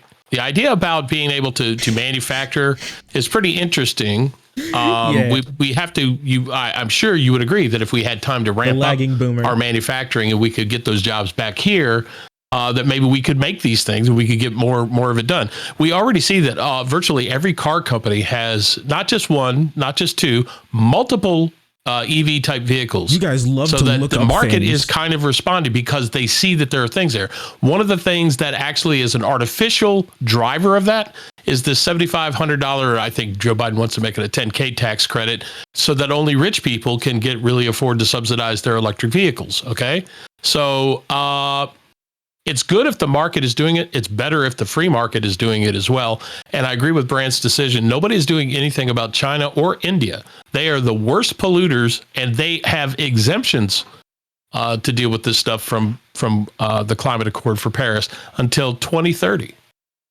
Okay, if AOC said we've got 8 years to go, and we're giving these guys 15 years head starts, is what 2015 up was, then I think we got some problems. They're so far behind America. If America doesn't take the number 2 global economy in the world. They are not a developing fucking nation. It is so far. Oh my God, it's obvious. Okay. No, Pixel, please. You're gonna say what I'm gonna fucking say. So go ahead. It's just like you literally can't stomp on those countries and not allow them to progress to a level that America has gotten to. It's absolutely ridiculous. Like we can get to where America is. As in, like you're apparently supposed to be leading the West against climate change. Like. I am not making an elitist argument there. There are not enough natural resources in the world to get the rest of the world up to the United States standard. It's a fucking verifiable fact. So your take is to just ignore climate change and not even try to communicate with China or not even try to work with India? No, you missed. I don't want to hold on real quick. I don't just super quick. I don't want to stay on this climate change thing, but can we all just agree that we need thorium salt nuclear reactors? Of course. Sure. Connor, can we just agree to that? Fucking fix this goddamn shit. Or Pixel, did you want to finish? China, look, it's India. Okay, it's them. Okay, well, we agree that we need thorium, salt, and nuclear reactors. That's fucking dope. But some of the things that were said should be obvious. They should be obvious flat on their fucking face. The reason why China produces as much, the reason why India produces as much as they do, is because they're still developing. If I looked on a per capita GDP basis, they're not even fucking close. As a matter of fact, I'm pretty sure I would love to see our GDP versus Chinese GDP, and then also keep it in mind that they have 4 times the fucking population. The fact that they would be interested in continuing to develop for another 20 years seems like a fact obvious on its face. Markets pick the energy source? No, free market capitalism doesn't deal with externalities very well. Anybody who's worked in a private industry, anybody who's worked for a corporation knows that they offset their costs onto the consumer, or they offset their costs onto the fucking market. If there's a cost that they can fucking put onto somebody else, they're gonna fucking do it. They don't give a shit about pollution because it doesn't necessarily affect them because they're not the people who have to pay the fucking bill. Anybody who's worked for more than fucking 5 years knows this shit. On top of that, ignoring the American history of like R&D and subsidization. If you look at many of our great technologies, whether it's like military technology, space technology, nuclear technology, or anything like that, it's all been subsidized by the government. It's all been paid for through the private market for R&D to occur. Why we would suddenly stop R&D or stop subsidization is fucking stupid. Why we would... Rich people buying electric vehicles is good, actually. Subsidies is good, actually, because what happens is rich people are early adopters. They put money back into the R&D system. That in turn creates more money for fucking research. That makes the technology cheaper. That way it becomes viable in the fucking long term. I've never heard so many people be doomer about the fucking, like, how to create new technologies, except for apparently fucking conservatives, specifically when it comes to oil and gas, but not anything else that we've done for the past fucking century. It makes no goddamn sense. I want to... And then finally, yeah. I'm talking because I'm making points, you fucking dumb fuck. And then finally, direct threat to life, liberty, or property. Again, I would invite you, the climate skeptic. I was a climate skeptic up until a fucking year ago. Up is not jump. Climate change is a disaster. Literally all of the fucking, or climate change is a nightmare. Literally every single fucking little thing where I was like, maybe it's not the carbon, maybe it's not the methane. You know, we've done this in the past, all that kind of shit. They literally address it point by point by point by point, to the point that it becomes irrefutable. And then on top of that, if global climate change is a fucking problem, we're gonna lose life, liberty, and property. Maybe not us, because we're rich and we live in the fucking West and we can just pick up and fucking move to someplace above fucking sea level, but plenty of people are gonna be fucked over. So if it's a threat to life, liberty, or property, it's our problem and we need to fucking handle it. And I'm sick of this fucking attitude. Oh, and by the way, conservatism is not, no, final point. Conservatism is not traditionalism. Conservatism is not hooking yourself to something that happened fucking 30 years ago and saying we cannot fucking progress any fucking point or the topic at all. Sure. Yeah, go ahead. What's your counterpoint? Okay, stop. Okay, stop. No, I'm not. Connor, you have 20 seconds. If you don't finish in the next 2 minutes, we're going to skip the final topic, and I'm going to bed early. No, that's fine. That'll be my outro. That's for that subject. Can I just... Gappy. Okay. Oh, Gappy. Okay, Kevin, if you want to, we're skipping the final topic. No, I was just going to do a mean one and just ask, like, you know, the government's investing in R&D. I just want to hear from the ANCAP that that's corporatism, not capitalism. I just want to, can you do that for me? In my outro, because I actually prepared for the next topic. Gappy. Oh, he wants to talk about guns. That's very on ANCAP. I'm sorry. As an American, I believe, and I think every conservative here, everyone on this panel can agree, America, we should be number one. We're one of the best, most developed countries out there. We should be the one having the competitive edge in everything. So when we're saying, oh, guys, but what about India? Guys, well, India's doing so much worse than us. What about China? That sounds like such a pussy shit. I'm sorry. For people who are talking about how we should try to make sure America is first, to try and say, oh, but at least we're not as bad as India is absolutely fucking absurd. And that's why having a president like Joe Biden who's trying to make us number one in shit in clean energy, number one in infrastructure and speeding us up on that shit, trying to make sure that we're one of the best in terms of education with shit like free community college, trying to make sure we're not only distributing vaccines to ourselves, and unfortunately there are some dumb fucks here who aren't taking vaccines, so instead we're deciding to ship out our vaccines to other places because we're that fucking good to try and actually build back better, trying to put America number one. That's exactly what every fucking patriot and every fucking conservative should be liberal. Not saying, oh, well, we gotta, at least we're not as bad as India. What about China? I think the left's beef with this, I honestly think the left's beef with American exceptionalism. Look, if this continues, we're skipping the last topic and we'll stop it right now because I'm not going to go to midnight. Okay. We're done then? Okay, wonderful. We're going to go to outros. They're going to be 1 minute long. We're going to start with Brant. There you go. Just what I was going to say there is I think the real beef that we had with the like side topic we were just talking about was not so much a beef with conservatives. I think your beef is with free market capitalists that don't want to see protectionism invoked to stop natural organic competition within the market. The market embodies everything, and that is the precipice of a disaster. Obviously, if there's a product that can help get through that disaster, it will rise to the top. Especially with innovation, it'll get cheaper and it'll get better, and the best person that can create the best product to get through that venture wins. That's where your beef is. Your beef is not with the conservatives, because there's a lot of conservatives that like to invoke protectionism in certain areas. might be social, it might be economic. So I think your real beef is with the free market capitalists. Wrapping is up terrible. my ideas on Also, Biden, free everything we markets are talked about, garbage. we got so Fuck free stirred up markets. on There's it a and reason why there's passionate, no highly especially developed people that are country closer with to the a right full like free I market. am. It's because it's dog shit ass. This is a bad taste in our mouth. This presidency's really, really shitty, and the polls reflect it. Even Democrats, people that are milquetoast moderates in the middle, are starting Done. to jump ship. Connor. I don't need one. I'm good. Thanks. Fabian. Yeah, I mean, I would reiterate a lot of those things. I think because the question is centered around the idea of like, why is it that domestic polling shows that Biden is lower than foreign polling, right? And I think first thing I did was showed how the media was manipulating with a bullshit study that showed that everyone's polling has gone up massively, and that the question in of itself was kind of a silly question, because if you just read the study, like, you would know that it was a bullshit article. But getting into it, I mean, obviously the corporate media favors Biden and they hated Trump. Obviously, Trump is a wild fucking man, narcissist that fucking tweets random crazy shit. And a lot of people don't like that, especially Europeans and Australia and New Zealand, right? Like to include them in kind of the Western tradition. It's a little bit different in the Asian countries because they respect authority and power, strongmen. But yeah, I mean, you look at immigration and you look at the supply chain issues and the vax mandate and the Afghanistan pullout, and that's why people don't like him. Kevin Logan. Yeah. Donald Trump was absolute horse shit as a president and as a human being. Biden isn't really a progressive, but by comparison, he's better. And just a quick point, I don't want to make this at all personal because I think Gappy seems pretty based actually, but liberal American exceptionalism is still fucking cringe. So like, don't do that. I'm out. Okay. Next is Gappy.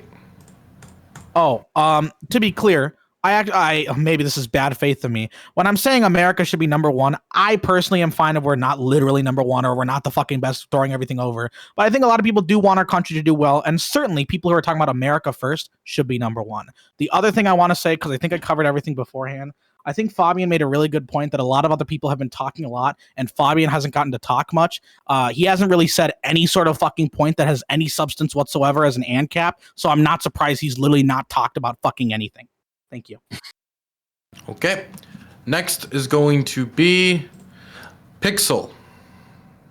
I think the disparity between Joe Biden's polling within America and outside of America has much to do with American exceptionalism. That is that when we're trying to even things out globally, any sort of like consideration you have to give to anyone else other than America, you know, in regards to things like climate change, is not going to poll internally very well against a population where half of them are like American first and weaponized patriotism. It's fucked. And that is why, like, even if you disagree with the poll and you think it's not real, that's why so many people have felt this sigh of relief when Joe Biden became president, because at least there was a little bit of hope for us moving towards the future in regards to climate change. Is it enough? I don't know. Is Biden progressive enough? I don't know. But it is certainly 10 million fucking times better than Trump was.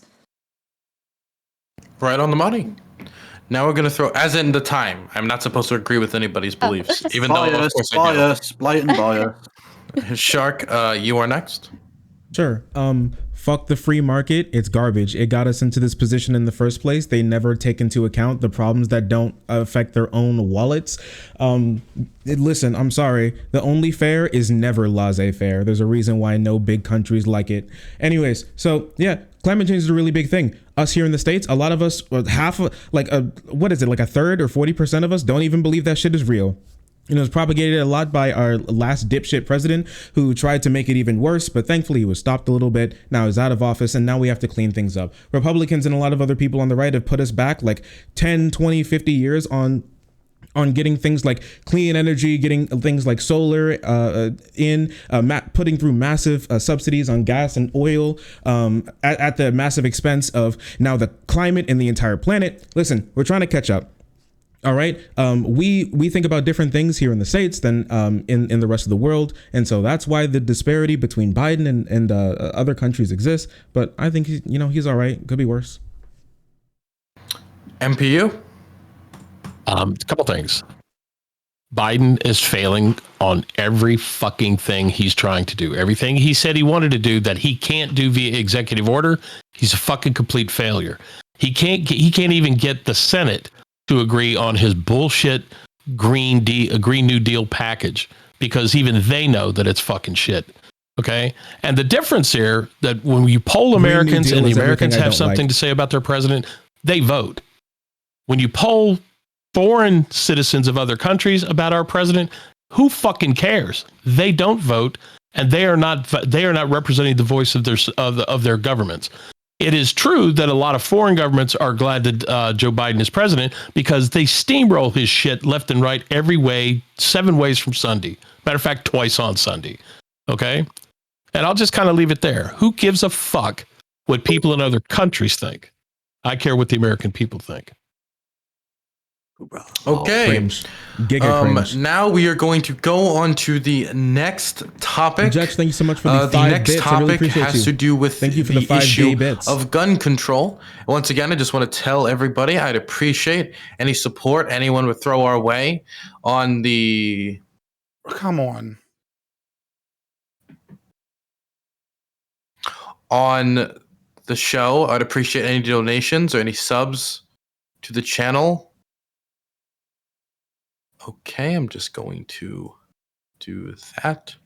Anyway, I'd appreciate any subs or donations to the channel. Oh, no. Any support would be greatly appreciated. Now, the last topic has to do with the issue of gun control. Specifically, recently there was a decision. Let me get the little blurb out because I am not an expert in legalese. The majority in opinion in a 4-3 decision said the plaintiffs do not have to wait until they are charged with violating the ordinance before challenging them on constitutional grounds. The decision comes after years of work by Republicans in the state legislature to prevent local governments from enacting gun laws that are more restrictive than what the state law imposes and to widen who may sue to overtake such ordinance. Basically, what this is saying is that if you want to challenge a law on constitutional grounds or some other grounds on the local level, you no longer have to be personally involved in something where the cops arrest you for something and you take it to court. You can just take it to court, as far as I'm aware. So my question to the room is, do you support the decision, which will make it easier for people to fight local gun control laws? Since Fabian is so excited about it, I'll let him start. Yeah, sure. So, I mean, looking into this is really just an extension of the chilling effect doctrine, right?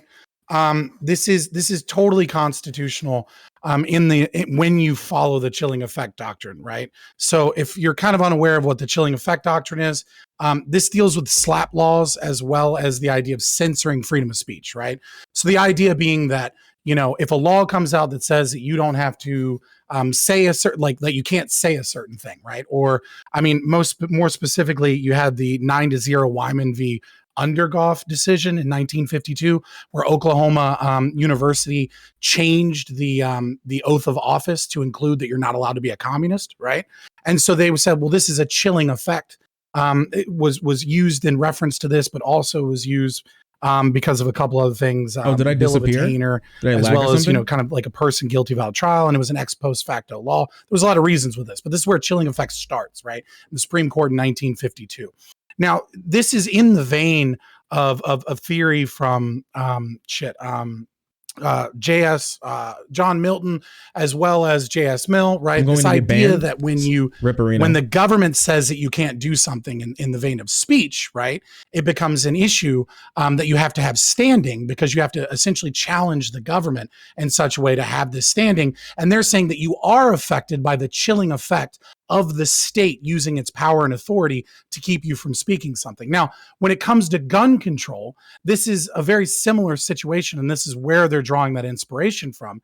And it's actually even more prudent because the idea being, in order for you to have locus standi in a decision, so that you can have standing to take it to court, you'd actually have to put your life in danger by illegally having a firearm and interacting with the police with an illegal firearm in order to have standing in the court. And so what this is basically saying is if the court violates your constitutional rights, the very fact that they're violating your constitutional rights causes a chilling effect that makes people not want to do those things, and they simply don't go against that law, and so individuals don't have standing in that law, and it makes it difficult to challenge unconstitutional laws, right? So this is just a natural progression of the chilling effect doctrine and slap legislation and things like that, and it's just being shown to be used in the gun control space.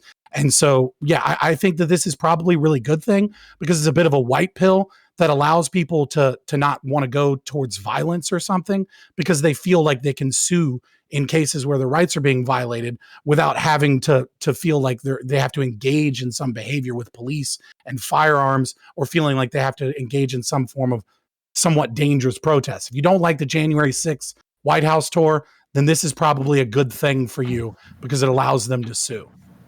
Next is going to be Brant. A well-regulated militia being necessary to the security of a free state, the right of the people to keep and bear arms shall not be infringed. Now, I want to make sure I extrapolate well-regulated militia, meaning a law-abiding citizen in this case. And being someone who's against any type of regulations that, not necessarily talking about criminality or organized crime, but just basic fundamental rights of being able to keep and bear, arms it's paramount to have some type of a counter or a rebuttal type step that you can take legally. And I think that this is great. I mean, obviously, I'm a huge pro Second Amendment person. I just read it.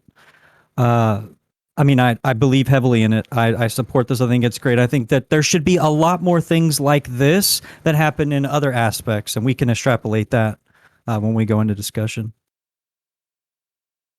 Okay, next is going to be Connor. Yeah, this is a 1,000% based. It's fucking awesome, actually.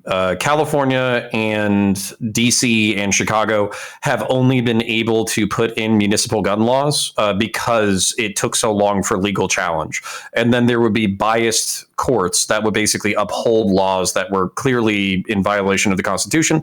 But because they were regional courts, they would uphold these things and reaffirm them and then build case law and all that kind of stuff. And it took appeal after appeal after appeal after appeal. It literally took decades for these cases to make it up to the Supreme Court for any of them to finally be thrown out.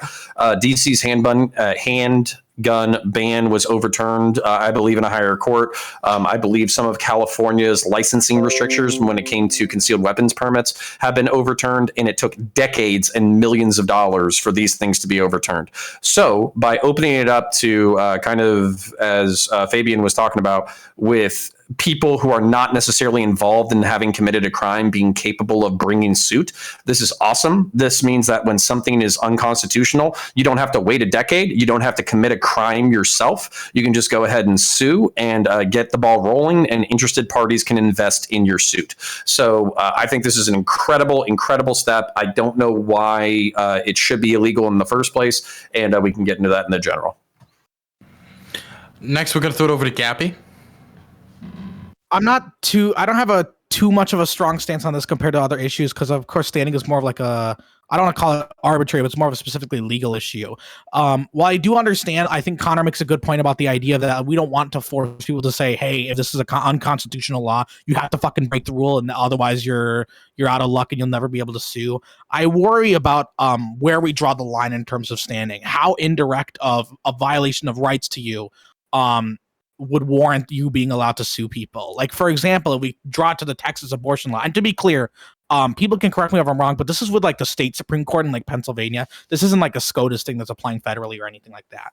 But like in the Texas abortion law, if someone knows of a friend who had an abortion, should that person also have standing because they believe the rights of that person is being violated? That's indirectly impacting them because they know that some individual died or that some baby died, and they believe that's like unconstitutional shit. Should they be allowed to sue that individual or sue the state, for example, in another way? I feel like it gets into a really weird slippery slope. And I guess I hope the conversation here is discussing where we draw that line in terms of standing rather than, oh, gun control good, gun control bad. And to be clear, I'm pro gun control. It's just that I do believe standing is something that we do need to be a bit careful about in terms of how much leeway we give. Kevin Logan? This law seems a bit strange, frankly, and I agree with Gappy in terms of the kind of slightly odd comparison to the Texas abortion bill thing. The idea of non-interested people getting involved seems like a strange thing to do. But on a broader point, when it comes to gun control, the Second Amendment can eat my entire asshole. I don't fucking care for it. Guns are, generally speaking, a bad thing. The Second Amendment is an amendment, i.e. a change to the original, so the idea that itself is immovable and interchangeable is ridiculous. I don't think it's at all likely that it will be changed, because America is so poisoned by the gun lobby that it's sort of even minor gun control laws, when they're put forward, even when they've got massive public support, don't go anywhere because the politicians are bought by the gun lobby. I cede my time. This meme is very real. Hey guys, you don't need to make faces. Even if Kevin Logan is wrong, it doesn't mean you need to make faces. Now we're going to throw it over Kevin to Logan MPO. is not wrong, so checkmate. Okay, whatever you say. MPO? Okay, so essentially, I wasn't thinking about this the way that Fabian was sort of presenting his point, but it does kind of make sense. I was gonna make the take that the imposition of a law that abridges the Second Amendment might cause people to feel less secure in their person or papers, and thus make it a Fourth Amendment problem. But I could see how it works either way. Now, generally speaking, we say that people have to be harmed by a law, right? You have to be a law has to be passed. You do it, you become sort of injected into the system, etc. And then you sort of have to work your way through it. And where there are issues of constitutionality of a particular law, I think that has to be kind of the break point to what Gabby was indicating. What is that boundary? If you're violating a law that is obviously a state law, that isn't touching upon a constitutional question, I think that you should probably try to have standing. But things like the First Amendment, the Second Amendment particularly, because they are so core to what it means to be an American in this country, and how we use those two amendments to sort of gauge how we respond and protect ourselves against overreach by the government, I think it's important for us to take a look at that. And it is kind of novel as the approach that's going through there. And I believe the state Supreme Court of Pennsylvania is also elected. So it could be one of these things that it might get heard, it might advance to the Supreme Court, it might get rejected. So we'll have to wait and see on that. Okay, now we're going to throw it over to Shark. I think I'm kind of like with Gappy. I'm like, I don't have the strongest opinion on this. After thinking about it for a while, I do think it's pretty unfortunate for a lot of these counties who are trying to put through some laws to keep their people safe. When it comes to gun control, you have to face a lot more lawsuits when it comes to that. But it is also good that you should be able to challenge gun laws, especially if they touch on your Second Amendment rights. Yeah, I mean, I don't that I'm gonna leave it there. We can talk about it more in the open. Okay, now I'm going to throw it over to Pixel. So in regards to the way that the law works, I'm more than happy to have the discussion. But I do agree that gun culture is so ridiculously entrenched in the conceptualization of being an American that it's gotten to a point where any sort of regulation on gun control seems to be perceived as an attack on freedom or liberty. Like some of the laws that they want to attempt to challenge in Pennsylvania relate to children not being allowed to have a gun outside the home. Like that to me seems like the most sensible gun legislation or regulation that there could be.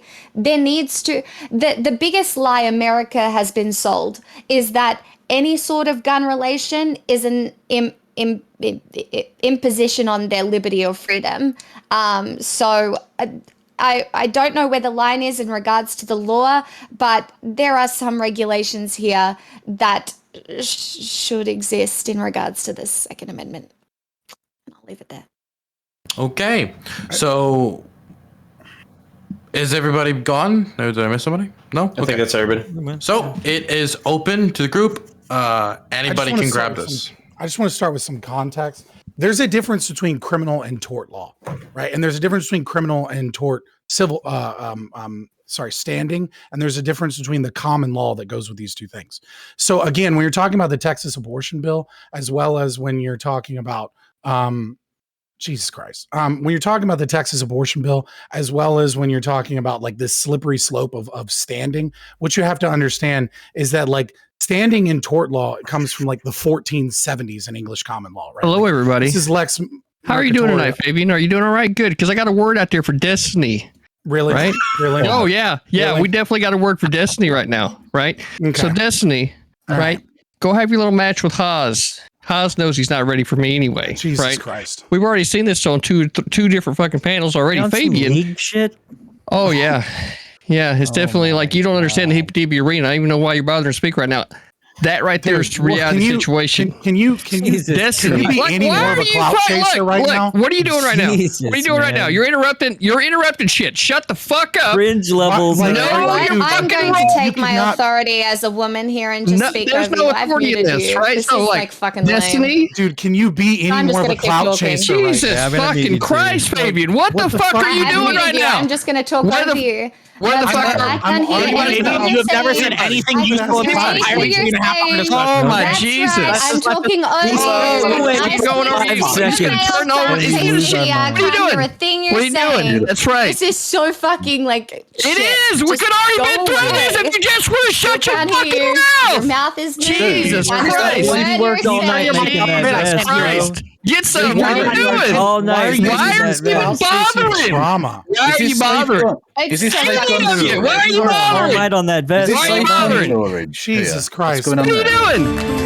Anyway, can we get through Apparently this? listening to your Is that drugged safe out Can we gun get rant. storage? through this? the Oh my fuck are you God. doing? No, I'm just going to talk over you. Oh, we're just gonna. Yeah, so fuck seriously. that. Yeah, I just Right. Yeah. 'Cause there's- I just okay, I muted get Yeah, it. I've I get muted it. Is him that as safe well. gun Like we can storage? just talk over him. Yeah, BTV, but is that safe gun The show's storage? still here, I believe Steve, you Fabian dumb was fucks. Oh, it That's doesn't what you feel don't order? get. comfortable. All right, hold on. Let's all. You're a let's all bunch of mute him. fucking dumb Everybody fucks and you mute him. don't understand Remember what's y'all, going on right sorry now. on- Let's on all be Dylan's sheeple name. and Muted just him. fucking keep Sorry on going, Dylan's right? name, but Jesus fucking so- Christ. I mean, Right, yeah. I let's mean, not like, put up with this unfortunately, shit. Dylan's not. I mean, Yeah. I can Jesus. talk. Okay, so can we all hear finish? me. Can we finish? Chat is Yeah. going to No. hear CTV. Oh, good. Yeah, I'm going to course, finish, of course. right? That So is be true. quiet. So Let me Dylan is finish, just gonna right? use- Oh, here it Well, comes. here we go. Oh, okay. All right. Oh, Awesome. that fucker. That That fucking legitimate coward. fucker. Clout chasing. Pixels, what were you bastard. saying? Okay, wait. I was just talking over a man for fun. Wait. That is exactly why it's not him challenging Destiny. Mega one. Yeah, I was just saying, look, there's like people that are worried about a slippery slope of this being used. You have to understand that the Texas abortion bill, it doesn't apply here because they circumnavigated certain legal standings. And I'm sure that will get challenged and probably defeated by the Supreme Court because they're using tort, right? They're using civil suits as a means of handling this issue instead of making it a criminal suit.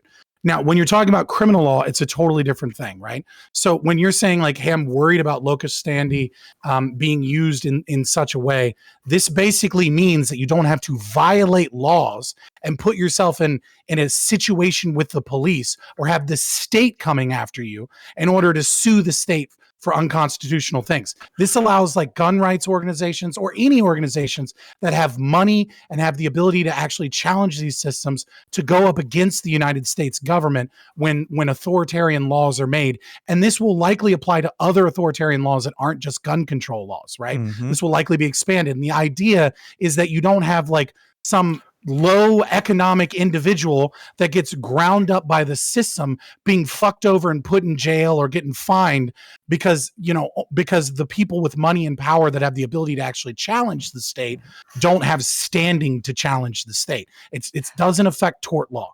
It doesn't can affect I- frivolous Yeah. shit. I could see dry counties being the next thing.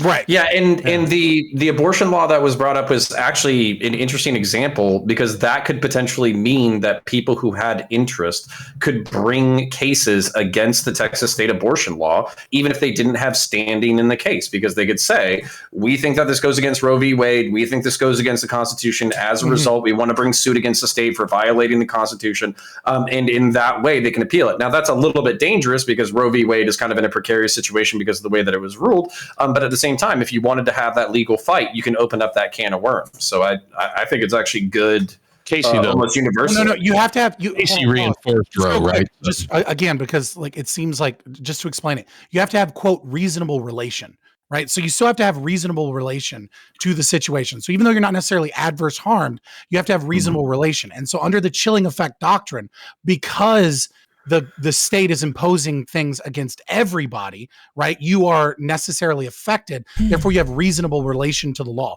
Whereas I think there's the Texas abortion, you don't have reasonable relation because it's somebody else. I would like to do. I think there's still plenty of rich Texans who would be willing to back a party in the state of Texas, specifically in that kind of suit. Yeah, yeah. I just want to make sure that there is a distinction legally.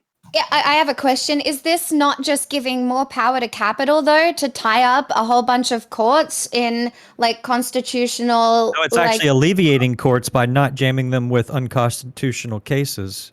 You could again. This is why the distinction between a slap is tort, right? So like what you're talking about is like strategic lawsuit against public participation, right? Where individuals with large amounts of money will sue the fuck out of other people to get them to like shut up or to like get them to disengage or to like try and bully their way. But all this does, right, is allow all of these DNC, RNC lobbying organizations to bring things that are unconstitutional against the state. So the only victim here in the court case is the state, and whether or not what this state is doing is unconstitutional against the American citizenry. Can I give an example? So like parrying this to something else would be equivalent to if tomorrow we woke up and cannabis was federally legal, but you lived in one of the harshest counties still, and then they, even after the effective date of, the prohibition has been ended, it's, recreational, full blown, you can just have it. And you would be able to go and argue and shut down the remaining dry counties, just like there are still dry counties that don't allow alcohol. So there's nothing federally stopping you. There's nothing in the state really stopping you. It's just a county that's behind on the times. This is meant to sort out a bunch of potential unnecessary, probably easy to beat cases in the court system. Well, I would push back on your analogy just a little bit, because whether or not drugs are legal at the federal level is irrelevant to what the states have an option to do, right? The states, because of the 10th Amendment, they can. Well, I was referring to a corrupt county within a state, because this law is upholding the power of the state.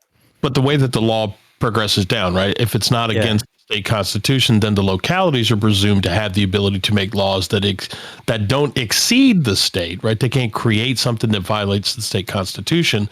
But if the state constitution is silent on it, then per the dictum from the Constitution, the powers are reserved to the lowest form of government, down to the people themselves. So I think the issue of dry counties is probably not the best analogy that you can make, although I see where you were going with it. I was just trying to get somewhere in the wheelhouse of, because obviously guns are a completely different thing than Yeah, I mean, I get your take, right? And it seems like it might make sense, but the localities still have the ability to make reasonable law if that's what the constituency in that county wants. Yeah. True. Cool. I mean, I just think that this entire process, if you disagree with this process from like a left-wing perspective, right? I think you have to understand that, one, it's not affecting tort law. Two, it is only the state is the only like real victim here, right? In terms of who gets sued. So it's not holding up courts in that process, right? I mean, obviously a bunch of people could make those court cases, but they're not going to go above the local level unless like an appellate court chooses that case, right? So it's not going to clog up appellate courts, Supreme Court, DC, district courts, DC appellate court, or the Supreme Court, right? And then more importantly, the only thing that the left would gain by this law going away is temporary gun laws that would eventually be considered unconstitutional at some point anyways, right? So like you're only like at that point you're arguing for a Band-Aid to last for a little bit longer because you think it'll somehow help. Getting into that debate is a whole separate debate, but even still, it's only a temporary fix, and you're arguing for like regular people to get fucked over in the legal system while we wait for this process to finish. I would argue to dovetail your argument there, right? I would argue that any government that would or any entity within the government that's politically party aligned that would choose to effect that kind of a route to make something illegal, even though they knowingly believe that it is likely to be found unconstitutional, just to have that prescriptive Band-Aid, even for a short period of time, I would argue that that's malfeasance of government. Right. It is, and the problem is like does that should be run out of office on a rail. Well, and the thing is, if you look at historical examples, we have historical examples. Chicago and DC handgun bans, basically a whole bunch of blue states doing may issue concealed weapons permits, where they're very arbitrarily just saying like, nope, you're a private citizen, and basically you can't get a concealed weapons permit. But my boy, who's a lawyer, and we met at like court or whatever, he can get one. This, that, the other. It avoids a lot of nepotism. It avoids a lot of corruption that's kind of been inherent in the system for the past like 30 or 40 years. And it avoids making laws for what is it? It's like laws for thee, but not for me. And that's kind of why I think it's actually incredibly powerful, is because like if this law had been in place 30 or 40 years ago, then there would be a lot of legal gun owners who wouldn't have had a lot of heartache for decades and who would not have become lightning who had to spend millions of dollars, probably from other people, and potentially gone bankrupt themselves, trying to protect their rights through the judicial system. So that's why, for me, this is just like a raw fucking W, 100%. I think it kind of reminds me of, I think there was that case, what is it? Students for Fair Admission, SFFA, the Harvard lawsuit case, right? Where it was some lobbyist group and they didn't have any standing themselves to like sue them, right? So they just like recruited some random kid who like was fucked over and then sued on their behalf or whatever. I feel like this kind of already happens, I guess, at least with like those bigger entities. We're talking like DNC, RNC and shit. They probably can't just find somebody or recruit somebody that they can say was actually affected by this law or whatever. So I guess in terms of the issue of legal standing, I think this is probably fine. I'm not really sure if anyone can really disagree here, since this is more of an issue about legal standing for a case and less so about the actual issue of gun control, right? Yeah, but to your point though, like who wants to become the symbol of a decades-long court case about constitutionality, where basically like you have to go with the ups and downs of the case, where people are backing you financially so you can continue your case, or they stop backing you so the case falters, your name is in the headlines, like your reputation is in the headlines, you're the symbol. Whereas if it's a little bit disassociated from that, then you don't have to be the symbol. So for instance, like that kid, while he might have had like a principled outrage about the individual situation that he was in, who wants to spend the next 2 decades of your life being the symbol of outrage in a multi-million-dollar lawsuit against something that's constitutional? It fucking sucks. And while this might be like an individualistic problem that doesn't affect like a lot of people, you could see how it would affect an individual, where you're just talking about like the stresses of the ups and downs of being involved in a case like this.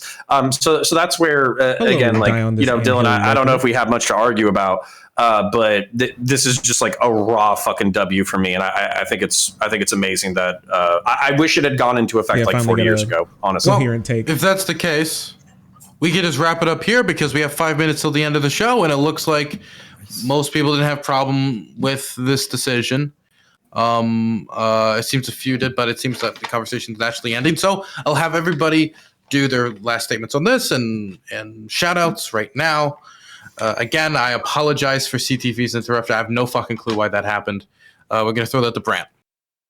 Yo, so I appreciate everyone tuning in tonight. My name is Brant from Brant for Liberty on Twitch. Like I said, I cover the news every day, pretty much a no-lifer outside of my day job. cover 8 to 12 hours if you want to see what's happening in your neck of the woods or abroad. We've been covering Australia, France, Germany, a lot of anti-mandate protests, basically exercising their freedoms and proclaiming, their medical freedoms that they've been endowed with. It was nice meeting all the new people that I haven't met yet on the panel tonight. Gappy, it was good to see you again, man. Great points from everybody. I don't hate anybody. No ill will here. I know it kind of got off the rails a couple of times, but just thanks for having me, Dylan. Thank you, everybody. Awesome. Shark, could you check your DMs? And Pixel Smixel, could you accept my friend request? Next, we're going to throw it over to Connor. Yeah, so, shitpost or shitpost. Sorry if it got personal. Sorry if it got a little heated. But I am of the opinion that conservatism does not have to be traditionalism. Just because we did something some way for a few years or whatever, doesn't mean that that's how we have to do it into the future. And on top of that, we have to ask what's worth conserving. When, for me particular, religious ethics are important. Firearms and balance between the state and the citizenry is important. I think mixed economy capitalism is important. I think there's a whole bunch of things that are important, whereas I do think that there are things that we can let go. Being liberal or libertarian on LGBTQ folk, on minority rights, on basically trying to make sure that every American and every person of the world has a shot at leading a good life. I think that's where we should be at. How we get there is what we can fight over. So if you liked any of my takes or even hated any of my takes, I do accept hate subscriptions. You can basically type in counterpoints into common spelling into YouTube. You can find me there. Just broke like 12K. And then also live on Twitch right now. So if you want to help me get up to affiliate, that way we can start doing the Twitch thing as well as the YouTube thing. It's sincerely appreciated. Thank you for having me, Dylan. Love being here and appreciate the passion and the fights that we had. So wonderful. Next, we're going to throw it over to Fabian. Yeah, so I'm Fabian Liberty, duo stream with my stream partner, Mark. We are anarcho-capitalists. We do, open debates and panels and stuff like that as well. But also, we do some gaming. Very anarcho goofballs. Yeah, this was all right, chat. What do you guys think? How do you think things went in this debate? Tell me how you feel. We do reading streams and all kinds of fun stuff. So I mean, if you like hot takes or you want to come and laugh at statists, come and hang out. Also, Sunday, Hippy Dippy Recruitment, my boy Lucas Bastillo, come support him, all right? And come support Hippy Dippy Recruitment. And we'll be talking about both debates late at night when I know Dylan isn't streaming Sunday night, talking some more. If you didn't like some of my takes, come in and yell at us. Or if you don't like Lucas, but you should like Lucas because he's a good old Cuban boy that survived communism and is now an ANCAP. So thank you so much for the shout out. I hope I'll be back later. So Fabian, you are an ANCAP? Yeah, I am. I heard there was a drinking game, so I just decided to get a bunch of lefties drunk. I had a question though. What type of regulations do you think should be placed on the car seat of your girlfriend? Is that a joke about cat or is that a joke about libertarians? We'll throw that over to Gappy. Double kill. A good one. Gappy, it's your turn. Oh Gappy. shit! I didn't hear. Okay, Big gulps. Sorry, I'm hard of hearing. I actually am disabled in that regard. I'm Gappy. I do politics every now and then, a fair amount, and I do a lot of gaming too. We'll probably be playing some games afterwards. Stream every night, 10 p.m. Eastern to like 5 or 6 a.m. Eastern. So be there on Twitch. Also, do you guys hate big corporations? Do you guys want to do direct aid while owning all of those big corporations that are censoring everybody? I need 1,000 subscribers on YouTube so I can subscribe, or not subscribe, so I can get monetized, okay? And every dollar I get monetized for is $1 out of YouTube and Google's pocket, okay? That's true. So go click that and subscribe so you can own all those fucking big corporations, big tech, everyone censoring all the crazy conservatives and shit. This is how you'll own them, okay? Not by watching PragerU, it's by subscribing to me, okay? Got him. Thank you. Okay. Next is going to be Kevin Logan. Yes, I'm Kevin Logan, KF Logan 1875 on Twitch because my branding game is weak as fuck. You can follow me there. You can give me all of the fucking money. Subscribe to me on YouTube and that shit. I'm a socialist who's not very good at this. Okay. Next is going to be Pixel Smixel. yeah, I really enjoy coming on these panels, even if it's hard for me to get a word in sometimes. I really do. So thanks for having me on, Dylan.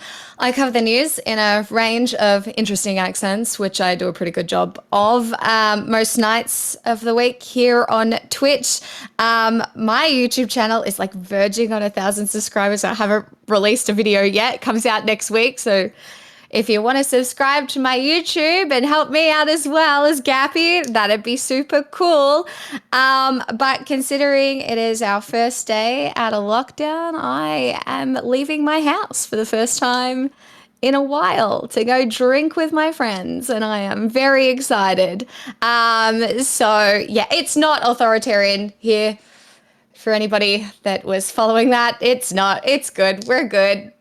I'm vaccinated. We're 80% vaccinated almost in my state, so it's good here. And yeah, thanks for having me on. I had a really nice time, and yeah, I can see people responding to what I said.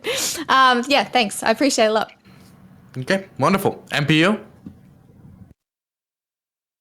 A way to do the leapfrog. Yeah. Hey, thanks, Dylan, for the invite to the panel. Some of you guys I've debated with before. Some of you guys have talked with before. And some of you guys I have never spoken with on a panel or otherwise. So I want to thank you guys for the opportunity to be able to talk back and forth with you, even though if you're a leftist, your takes are kind of shit. But I still respected the conversation, respected the opportunity to be able to do it. So with that, I am the More Perfect Union. I stream on Twitch. I have 146 followers. So I'm trying to get to 200. So if you know any of your friends that want to come over and not torture me, subscribe, follow, whatever. I stream infrequently, but I'm getting ready to actually produce a variety form content show 3 times a week, probably in the next couple of weeks. So check me out and give us a follow and stuff like that. And by the way, I will throw a plug over to Pixels. She is a fantastic voice. No. Also, MPU, am I on the naughty list this year? I don't know what that means. It's a Santa joke. Yeah, Don't worry about it. Don't worry about it. We'll throw it over to Shark. Sure. Thank you, Dylan, for inviting me to your panel. I really appreciate you, bud. Yeah, my name is Shark300. That's the word shark, the number 3, the letter O, and the word 0. We do politics and gaming. We have fun. We're slapping, we're clapping, we're memeing, we're creaming all the way to the sun, and we're pogging out 24/7, usually at 8 p.m. EST. Or you can jump over to our YouTube channel, same name everywhere, where you can find edited videos and pre-recorded videos and all of the sort of stuff that you don't see from your average content creator, because we're built different. All right. So yeah, thank you all for having me on. We love Pixel, but I'm sorry, the land invasion of Australia is still a go-ahead. We have to liberate them. We have to free them. Okay, we need to, and I'm so excited to finally see my first wallaby. Oh, at last, democracy will come our way. It's just so exciting. I cannot wait. You look excited. I'm happy. Yeah. Yeah, we get you with the emus. Don't you worry. Oh, please. Our freedom's back. Yay. We'll fight you with our emus. We lost to them, so they're pretty powerful. Those emus got hands. But thank you all for the combat wombats. Thank you all for coming on. I appreciate it. I'm going to send you guys over to Shark Zero since he's streaming at the moment. Love you all. You all have a blessed one. And Shark Zero will be a commentator on next week's Take to Be Championship. Please tune in for that. We're putting a lot of effort into it. See you guys next week. Bye, everybody. Guys. Have a good one. Goodbye. Yeah, take care. See you later. Peace. Okay. Well, hello everyone. Nice to see you. Hello, Dylan Raiders. Nice to have you around. Hello. So, what do you guys think about the panel? Tell me. How you feel? How you feeling? What it do? Give me 1 second for me to get my camera back up running, because we disable it because we're not we don't got all the freshest memes. This meme is very real. Twitch.tv/Gappy. Gappy do exist. He is real. Many people are saying this. This meme is very Grandpa real. was awesome. Do a raid song? What do you mean a raid song? You want me to fucking sing for you? Is that what you want? Is that what you need? Real. This meme is very real. Thank you, Marjorie. Thank you everybody for the follows. I really appreciate you guys. How you doing? Yeah, I am excited to sort of commentate the I'm excited to commentate the championship coming up next week. Should be fun. Should be a fun meme. We'll see what's gonna be going on. This meme is very real. This meme is so real. He was a little creepy at the end. He was a little bit weird. Very real. I know it kind of dragged a little bit for the last two segments, but I know the first segment was This meme is very real. spicy.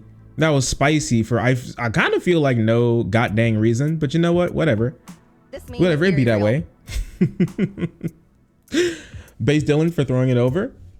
But I didn't have to do it for myself. meme is Yeah, very listen. real. And if you guys like us, once again, hit the freaking follow button. It's 100% free. You know what else is free? Your Twitch This Prime meme is very subscription. If real. you're still sitting on it, make sure to give it to your favorite creator or anybody that you think deserves it. Also, This meme is if you're very real. wondering, you're typing in Twitch chat and you're not on stream right now, you can be on stream. You can change that right now and be one of This the meme is great very names real. on screen you see, and be one of our site members. You can do !site and you can This meme is join very real. the you can join the pool. You can join the shark pool. It's gonna be fun. Site. The This site meme is is very fun. real. And it's super. You do have to sign up, but it's super easy to sign up. Literally 3 clicks. Literally 3 This meme is clicks. very real. All right. Literally 3 clicks. Look at the spinning dicks. Isn't that incredible? You want those? You can have them. They're all yours, my friend. There you go. Join us. One of us. How you make the dick spin? It should be like dicks and then colon spin, right? Oh my gosh, look at the bi dicks. Look at, oh my Jesus. Jeez, look at it go. But yeah, I mean, it was fun. That was the first time I was on a panel. We're gonna be doing like panels again. I haven't been on panels for like a little while. I wanted to take a little break. They can be a little draining. They can be a little long. Like we saw, but you know, it just kind of be that way. We have fun here, don't we? We have fun here. Here, let me get out of this. There we go. Yeah, spin in lowercase. Oh my jeez. I just think it was incredible, you know, like that first topic when it came to like Ashli Babitt. This meme is very How real. much like conservatives still want to try to change the narrative and make it seem like they weren't like incredible crazy people, and like it still like blows my mind how we're like a year away from the 2020 election and they're still talking about the same dumbass debunked talking points that we had to deal with for the last year. It's incredible to me how they don't find new material. It's wild. And still, like, none of them, I don't know where they get this idea where like all of them are being held without due process and they're just being beat in their cells for being Trump supporters, and they're sad and they're crying, and Trump supporters are the most oppressed minority in the entire country. This shit's incredible to me. They want to be oppressed so damn bad. It's wild.